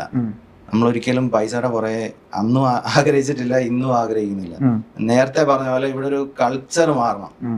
കൾച്ചർ മാറാൻ അതിനകത്ത് ഒരുപാട് കാര്യങ്ങളുണ്ട്. ഇപ്പൊ ഞാൻ പറഞ്ഞില്ല, നമ്മൾ ആ ഒരു പാതയിൽ സഞ്ചരിച്ചുകൊണ്ട് നമുക്കറിയാം ഇത് എവിടൊക്കെ വീഴാൻ സാധ്യതയുണ്ട്, എന്തൊക്കെയായിരിക്കും നിങ്ങൾക്ക് വരാൻ പോകുന്ന ചാലഞ്ചസ്. അപ്പൊ നമ്മൾ ഈ പറയുന്ന പോലെ അത് ട്രിവാൻഡ്രത്തും ചെയ്യാറുണ്ട്. ഞാൻ കാര്യം 18 വർഷമായിട്ട് അവിടെയായിരുന്നു. പക്ഷെ സ്വന്തം നാട്ടിൽ തിരിച്ചു വന്ന് ഇതൊക്കെ ചെയ്യുമ്പോൾ കിട്ടുന്ന ഒരു ഫീൽ, അതൊരു ഇമോഷണൽ സാധനം കൂടാണ്. അത് സന്തോഷമുണ്ട്. കാര്യം അത് പ്രതീക്ഷ പോലെ തന്നെ എല്ലാം വന്നു. ഇപ്പൊ ഒരു 3 മാസമേ ആയുള്ളൂ, 19 പിള്ളേരുണ്ട്. അപ്പൊ അത് നല്ലൊരു ഭാഗ്യമാണ് അത്. കാര്യം ഒന്ന് ചിലപ്പോൾ ഞാൻ 2.5 വർഷമായിട്ട് ഇവിടെ അസോസിയേറ്റ് ചെയ്യുന്നോണ്ടായിരിക്കും പിള്ളേർക്ക് നമ്മളെ അറിയാം. അപ്പൊ അങ്ങനൊരു സാധനം ഇപ്പോഴും ഈ സാധനം ഞാൻ ഈ അക്കാഡമി തുടങ്ങിയ ക്രിക്കറ്റ് പഠിപ്പിക്കുക എന്നുള്ള മെയിൻ സാധനത്തിലല്ല. ഞാനത് പേരൻസിനോടും പിള്ളേർ എല്ലാവരോടും ഞാൻ അറിയാവുന്നവരോടൊക്കെ പറയാറുണ്ട്. ഈ ഞാൻ നേരത്തെ പറഞ്ഞ ഒരു ക്യാരക്ടർ ഇല്ലേ, അത് ഭയങ്കര ഇമ്പോർട്ടൻ്റ് ആണ്. അതായത് നമ്മളെ ലൈഫിൽ വീണു പോകാൻ പാടില്ല. ഇതിനകത്ത് ഇപ്പോ ഈ ക്രിക്കറ്റ് പ്രൊഫഷൻ ആക്കാൻ പറ്റുന്ന എത്ര പേര് കാണും? ഇപ്പൊ എത്രയോ കോടിക്കണക്കിന് ആൾക്കാർ കളിക്കുന്നല്ലേ, 1%, ഇനി അറ്റം പോയ 2%, അത്രയും പേർക്ക് ഇതൊരു പ്രൊഫഷൻ ആക്കാൻ പറ്റുള്ളൂ. അപ്പം ഇതാദ്യം നമ്മൾ അവരെ മനസ്സിലാക്കണം. അല്ലാതെ വന്ന ഉടനെ ഞാൻ നാളെ സെലക്ഷൻ മേടിച്ചു തരാം, നിങ്ങളെ നാളെ കോഹ്ലിയാക്കാം, ഒന്നും നടക്കുന്ന കാര്യമല്ല. ചുരുക്കം ചില ആൾക്കാർക്കേ പറ്റുള്ളൂ. പക്ഷെ നമ്മളൊരു അല്ല, ഇപ്പോൾ എവിടെയും നമ്മളൊരു കുറെ ആൾക്കാർ, ഒരു ഗ്രൂപ്പ് ഓഫ് ആൾക്കാരുള്ളടുത്ത് അസോസിയേറ്റ് ചെയ്യുമ്പോൾ ഈ അങ്ങോട്ടും ഇങ്ങോട്ടുള്ള ഇന്ററാക്ഷൻസ്, അതേപോലെ ഈ ഞാൻ നേരത്തെ പറഞ്ഞ സ്നേഹം, ഇതൊക്കെ ബിൽഡ് ചെയ്യും. പിന്നെ ഇവര് കോമ്പറ്റേറ്റീവ് ആയിട്ട് കളിക്കാൻ തുടങ്ങുമ്പോൾ ജയിക്കാനുള്ള ഒരു വാശി ഇത് ലൈഫിലും കാണിച്ചു തുടങ്ങും. മറിച്ച് നമ്മൾ വെറുതെ വരുവാണ്, നമ്മൾ ആരുമായിട്ട് ഒന്നും വരുന്നു, പോകുന്നു, കളിക്കുന്നു, അവനവന്റെ സെലക്ഷന് വേണ്ടി കളിക്കുന്നു, എനിക്ക് റണ്ണടിക്കണം, ഈ സാധനം വരുമ്പോൾ നമ്മൾ ലൈഫിൽ ഒറ്റപ്പെട്ടു പോകും. നമ്മളിപ്പോ നമ്മുടെ ഒരു വർക്ക് സ്പേസിൽ ഒക്കെ ഞാൻ ഇതാ കൊണ്ടുവരാൻ ശ്രമിക്കുന്നത്. കാരണം ഞാൻ നേരത്തെ ഞാൻ SBIയിലാണ്. അപ്പൊ വർക്ക് ചെയ്ത ബ്രാഞ്ചസിലൊക്കെ ഞാൻ ഈ എല്ലാരെയും ഒന്നിപ്പിക്കും. അപ്പോ അവിടെ കിട്ടുന്ന ഒരു എനർജി ഭയങ്കരമാണ്. രാവിലെ 10 മണിക്ക് അങ്ങോട്ട് പോകാനും ആയിട്ട് 5 മണിയാവുന്ന സമയമൊന്നും അറിയില്ല. പിന്നെ ഞാൻ ഇപ്പൊ ഈ കോച്ചിങ് ഒക്കെ ഇത്രയും സ്റ്റാർട്ട് ചെയ്ത സമയത്താണ്. കാര്യം എനിക്ക് ബാങ്കിലും അധികം പോകാൻ പറ്റാറില്ല. അപ്പം ഇപ്പൊ ഞാൻ തിരുവല്ല മെയിൻ ബ്രാഞ്ചിലാണ്. അവിടെ ഞാൻ ഇപ്പോഴും ഒരു 3-4 മാസമായി. ഞാൻ അങ്ങനെ റെഗുലർ അല്ല, കാര്യം ഒരുപാട് അസൈൻമെന്റ്സും ഇങ്ങനെ പല ഇതുള്ളതുകൊണ്ട് പോകാറില്ല. അപ്പൊ അവിടെ ഞാൻ വേറൊരാളെന്ന് പറഞ്ഞാൽ ഞാൻ അങ്ങനൊരു ഒരു ബോണ്ടിങ് അല്ലെങ്കിൽ അങ്ങനെ ഒരു സാധനം, ഞാൻ ആരെങ്കിലും ഇല്ലാത്തൊരു സീറ്റിലിരിക്കും, കുറച്ച് കഴിയുമ്പോൾ പോവും, അങ്ങനെ ഒരു സാധനമാണ്. അപ്പൊ ഞാൻ ഇതുവരെ ചെയ്തുകൊണ്ടിരുന്ന കാര്യം ഞാൻ പറയാം. അത് അങ്ങനെ ഒരു സാധനം, ഒരു സിസ്റ്റം ബിൽഡ് ചെയ്യുമ്പോൾ ഭയങ്കര രസമാണ്. അതെനിക്ക് ഭയങ്കര ഇഷ്ടമാണ്. അപ്പൊ ആ ഒരു സാധനം ഇവിടെയും ഇപ്പൊ ക്രിക്കറ്റിലും നമ്മളൊരു സ്നേഹമുള്ളൊരു 15-20 പേര് നിൽക്കുമ്പോൾ കിട്ടുന്ന ഒരു എനർജി ഉണ്ടല്ലോ ആ സ്ഥലത്തിന്റെ, അതിലൊക്കെ വിശ്വസിക്കുന്ന ആളാണ്. അപ്പൊ അങ്ങനെ മാറും നമ്മൾ നല്ലൊരാളുടെ കൂടെ നമ്മൾ ടൈം സ്പെൻഡ് ചെയ്യുമ്പോൾ നമ്മളിലും ഈ നേരത്തെ ശ്രീശാന്തിന്റെ ഈ ഊർജത്തിന്റെ കാര്യം പറഞ്ഞ പോലെ ഇത് നമ്മളിലും കയറും. അപ്പം നല്ലൊരു സ്നേഹമുള്ള ഒരാളോട് കുറച്ചു നേരം സംസാരിച്ചാൽ കിട്ടുന്ന നമ്മൾക്ക് ഒരു എനർജി ഉണ്ടല്ലോ. മറിച്ച് നമ്മളിപ്പോ ഞാൻ ഇരുന്ന് സംസാരിക്കുകയാണ്, എന്റെ മനസ്സിൽ വേറെ കാര്യങ്ങളൊക്കെയാണ്, ഞാൻ എന്തൊക്കെയോ പറയുന്നു, പക്ഷെ അത് നിങ്ങൾക്ക് കിട്ടില്ല, കണക്ട് കിട്ടില്ല. അപ്പം ഇതാണ് ഈ അക്കാഡമിയുടെ പിന്നിലും അങ്ങനെ ഒരു ജനറേഷൻ വരണം, അങ്ങോട്ടും ഇങ്ങോട്ടും സപ്പോർട്ട് ചെയ്യുന്ന. മറിച്ച് നമ്മൾ വേറൊരാളെ കുറ്റം പറയാത്ത ഈ അക്കാഡമിയിൽ കൂടുമ്പോഴുള്ള പ്രശ്നമാണ്.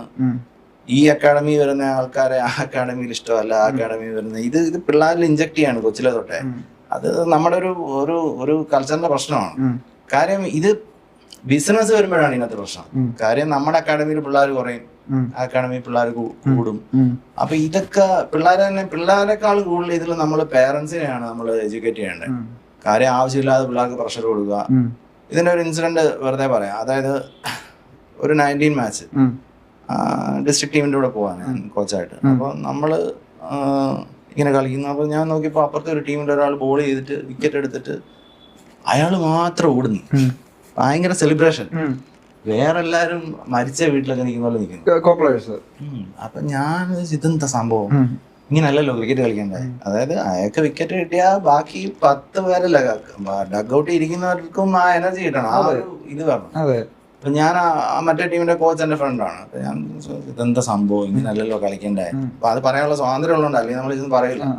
അപ്പൊ എന്നോട് ചോദിച്ചു, അനീഷ് ഭായി ഒരു കാര്യം പറയട്ടെ, ഇന്നലെ നടന്ന ഒരു സംഭവം എന്നോട് പറഞ്ഞാണ്. അതായത് ഒരു പ്ലെയർ വേറൊരു പ്ലെയറിനോട് എന്ന് പറയാണ്, എടാ നീ റണ്ണടിക്കരുത്, നീ റണ്ണടിച്ചു കഴിഞ്ഞാൽ എനിക്ക് വീട്ടിൽ കയറാൻ പറ്റില്ല. ഇതിലെല്ലാം ഇല്ലേ. അപ്പൊ ഈ വീട്ടിൽ കേട്ടാത്ത ആരാണ്? പേരൻസ് ആണ്. അപ്പോൾ ഇതിൽ നമ്മൾ എഡ്യൂക്കേറ്റ് ചെയ്യേണ്ട ആദ്യം പേരൻസിനെയാണ്. എന്താണ് പേരൻസിന്റെ ശരിക്കും റോൾ? അപ്പം അവരെ സപ്പോർട്ട് ചെയ്യുക, അവർക്ക് അത് ഇഷ്ടമാണെങ്കിൽ അവരുടെ കൂടെ നിൽക്കുക. അല്ലാതെ നീ ഈ സെലക്ഷൻ എന്ന് പറയുന്ന സാധനം ആദ്യം എടുത്ത് മനസ്സിൽ നിന്ന് കളയണം. ഇത് ഈ സെലക്ഷൻ തെരഞ്ഞെടുക്കപ്പെട്ടാലേ നമ്മൾ എന്തെങ്കിലുമൊക്കെ ആവുള്ളൂ, അല്ലല്ലോ. നമ്മൾ ഇതിനകത്ത് നമുക്ക് ഒരുപാട് കാര്യങ്ങളില്ലേ ലൈഫ് ചെയ്യാൻ. നമ്മൾ ഈ ഇപ്പൊ ക്രിക്കറ്റിന് വന്നു, ക്രിക്കറ്റ് മാത്രമല്ല ഒരുപാട് കാര്യങ്ങളുണ്ട് ചെയ്യാൻ. അപ്പോ അത് നമ്മൾ ആദ്യം അത് പിള്ളേരെ പറഞ്ഞ് നമ്മൾ മനസ്സിലാക്കണം. നിങ്ങൾക്ക് ഇത് ഇഷ്ടമായതുകൊണ്ട് നിങ്ങൾ കളി, നമ്മുടെ ഭാഗത്തുനിന്ന് ഒരു പ്രഷറും ഇല്ല, അങ്ങനെ പറഞ്ഞു കൊടുക്കുക. ഇത് നമ്മൾ പിള്ളേരോടൊക്കെ സംസാരിക്കുമ്പോ റണ്ണടിച്ചില്ലെങ്കിൽ വീട്ടിൽ അച്ഛൻ വഴക്ക് പറയും. റണ്ണടിക്കണമെന്ന് ക്രിക്കറ്റ് കളിക്കാൻ പറ്റുമോ? ബോൾ ചെയ്ത് ഇപ്പൊ ചിലപ്പോ ഒരു മാച്ച് നമ്മൾ നന്നായിട്ട് ബോൾ ചെയ്യുന്ന മാച്ച് ചിലപ്പോൾ വിക്കറ്റ് ഇട്ടില്ല, മോശമായിട്ട് എറിയുന്ന ഒരു കളിയിലായിരിക്കും ചിലപ്പോൾ 5-6 വിക്കറ്റ് ഇടും. അപ്പൊ ഇതൊരു ബൈ പ്രോഡക്റ്റ് ആണ്. നമ്മൾ ഇടുന്ന എഫേർട്ടിനും പ്രോസസ്സിന്റെ ഒക്കെ ഒരു കിട്ടുന്ന ബൈ പ്രോഡക്റ്റ് ആണ് ഈ പൈസയും അതേപോലെ തന്നെ ഈ വിക്കറ്റും റണ്ണും ഒക്കെ. ഇത് കിട്ടും എന്ന് പറഞ്ഞാൽ നമുക്ക് എന്തെങ്കിലും ചെയ്യാൻ പറ്റുമോ? ഇതിവര് മനസ്സിലാക്കണം. ഇപ്പൊ ഇന്നായിരിക്കില്ല സക്സസ്. ഞാൻ നേരത്തെ പറഞ്ഞ 5, 6, 7 ചിലപ്പോ 10. പ്രവീൺ താംബെയൊക്കെ ഉദാഹരണമല്ലേ, 40-ആം വയസ്സിലെ പുള്ളി കളിക്കുന്നത്. അപ്പൊ ഇതൊക്കെ മുന്നിലുണ്ടായിട്ടും ഇപ്പൊ അണ്ടർ 14 സ്റ്റേറ്റ് കിട്ടിയില്ലെങ്കിൽ പിന്നെ എന്റെ മോന് വേറെ ഇല്ല, എന്റെ മോന്റെ എല്ലാം തീർന്നു, ഇങ്ങനെയൊക്കെ നടക്കുന്ന ആൾക്കാരുണ്ട് ഇപ്പോഴും. ഇവരോടൊക്കെ ഞാൻ ഇങ്ങനെ സംസാരിച്ച് പിന്നെ വീട്ടിൽ പോകുമ്പോ പഴയ അവസ്ഥ തന്നെയാണ്. നമ്മൾ പിള്ളേർക്ക് ഇത് പറഞ്ഞു കൊടുക്കും, കഴിയുന്നതും പേരൻസിനെയും നമ്മൾ പറഞ്ഞ് മനസ്സിലാക്കാൻ നോക്കും. അപ്പൊ ഈ സെലക്ഷൻ ഈ കുട്ടികളുടെ മാനസിക നിലയെ സാരമായി ബാധിക്കത്തില്ലേ? തീർച്ചയായിട്ടും. അത് കാര്യം എന്താന്ന് വെച്ചാല് നമ്മളിപ്പോ ഒരു പാട്ട് കേൾക്കുന്നു, അത് ഇഷ്ടമുള്ളതുകൊണ്ടല്ലേ ആ വലിഞ്ഞു മുറിയിൽ നമ്മൾ പാട്ട് കേൾക്കും. ഇപ്പൊ ക്രിക്കറ്റ് കളിക്കുമ്പോ ക്രിക്കറ്റ് നമുക്ക് ഇഷ്ടമുള്ളതുകൊണ്ടാണ് കളിക്കണേ. അപ്പൊ അതെങ്ങനെയാ കളിക്കണ്ടേ? ഈ വലിഞ്ഞു മുറിക്കാണോ? അല്ല, ഫ്രീ ആയിട്ട് കളിക്കുക. ഇപ്പം റൺ അടിച്ചില്ല, ബാക്കി നമുക്ക് ടീമിനെ ജയിപ്പിക്കാനായിട്ട് എന്തൊക്കെ ചെയ്യാൻ പറ്റും? ഫീൽഡ് ചെയ്യാം, അല്ലെ, എൻകറേജ് ചെയ്യാം, ടീംമാൻ ആവാം, സപ്പോർട്ട് ചെയ്യാം. അങ്ങനെ ടീമിൽ ഒരു എനർജി ഉണ്ടോ നമുക്ക് ജയിപ്പിക്കാം. അല്ലാതെ നമ്മൾ റൺ അടിച്ചാൽ മാത്രമേ ടീം ജയിക്കുള്ളൂ, നമ്മൾ വിക്കറ്റ് എടുത്താൽ അങ്ങനെയല്ല. നമ്മുടെ റോള് ഇപ്പൊ വിക്കറ്റ് കിട്ടിയില്ല അല്ലെങ്കിൽ നമുക്ക് കോൺട്രിബ്യൂട്ട് ചെയ്യാം. അതൊന്നും നടക്കണില്ല എന്ന് പറഞ്ഞാൽ അതാ പറഞ്ഞേ, ഈ പിള്ളേരെയൊക്കെ കോമ്പറ്റീറ്റീവ് ആക്കാനാണ് പഠിപ്പിക്കുന്നത്. അതായത് നീ പോയി സെലക്ഷന് വേണ്ടി കളിക്കണം, നീ നിന്റെ കാര്യം മാത്രം നോക്കുമെന്ന് പറഞ്ഞ് വിട്ട് കഴിഞ്ഞാൽ ഇപ്പൊ നമ്മള് ഇപ്പൊ പത്തനംതിട്ടയ്ക്ക് വേണ്ടി കളിക്കുന്നു, പത്തനംതിട്ട ജയിക്കണം എന്ന് ആഗ്രഹിക്കാത്ത ഒരു കൂട്ടം, അതായത് പിള്ളേർ തന്നെ. അതായത് നമുക്ക് സെലക്ഷൻ മതി, ടീം ജയിക്കണ്ടെന്ന് പറയുന്നവര് നാളെ കേരളത്തിന് വേണ്ടി കളിക്കുമ്പോൾ കേരളം ജയിക്കാൻ ആഗ്രഹിക്കുമോ? ജയിക്കാൻ വേണ്ടി കളിക്കുമോ? അവരന്നും സെലക്ഷൻ, അവർക്ക് അടുത്ത മാച്ച് കളിക്കണം, അവർക്ക് അടുത്ത സീസൺ കളിക്കണം. അതേപോലെ ഇതേ ആൾക്കാർ ഇന്ത്യയിലോട്ട് വന്നാലോ? നമ്മളിപ്പോ ഇന്ത്യയുടെ കളി കാണുന്ന ഇന്ത്യ ജയിക്കുന്നുണ്ടല്ലേ. ഇന്ത്യ അടുത്തൊരു 50 മാച്ച് തോറ്റു നോക്കട്ടെ, ആരെങ്കിലും കാണുമോ? കോഹ്ലിക്ക് വേണ്ടിയോ? അല്ലെങ്കിൽ ടീം ജയിക്കുന്നോണ്ടാണ് ഇതിനൊക്കെ ആളുള്ളത്. അപ്പൊ ഇതൊക്കെ മനസ്സിലാക്കണം. നമ്മളിത് ഇതൊക്കെ ഞാൻ അഡ്രസ് ചെയ്തിട്ടുണ്ട്. ഞാൻ KCA സെക്രട്ടറിനോടാണെങ്കിലും കഴിഞ്ഞ 19 എന്തോ കഴിഞ്ഞപ്പോൾ ഞാൻ പോയി പറഞ്ഞാൽ ഇത് നമുക്ക് മാറ്റണം. അതായത് ഈ ജൂനിയർ ലെവലിലെ ഇങ്ങനെയല്ല, പിള്ളേരെ കുറച്ചുകൂടെ നമുക്ക് അതിന് ഓരോ അസോസിയേഷൻ തീരുമാനം എടുക്കണം. അതായത് അവരിൽ കൊച്ചിലെ തൊട്ടേ കൊണ്ടുപോകേണ്ട ഒരു കൾച്ചർ അതായിരിക്കണം. നമ്മളിപ്പം ഞാൻ ഈ പത്തനംതിട്ട എന്ന് പറയുന്നത് കൊച്ചിലെ തൊട്ടേ നമ്മൾ കളിക്കുമ്പോൾ ആ പത്തനംതിട്ടയെന്ന് അനീഷ് പത്തനംതിട്ട ആയിരിക്കും. അതിനകത്ത് ഇപ്പൊ തിരുവനന്തപുരം, എറണാകുളം എന്ന് പറഞ്ഞാൽ പത്തനംതിട്ട എന്ന് പറയുമ്പോൾ നമ്മുടെ പേരാ.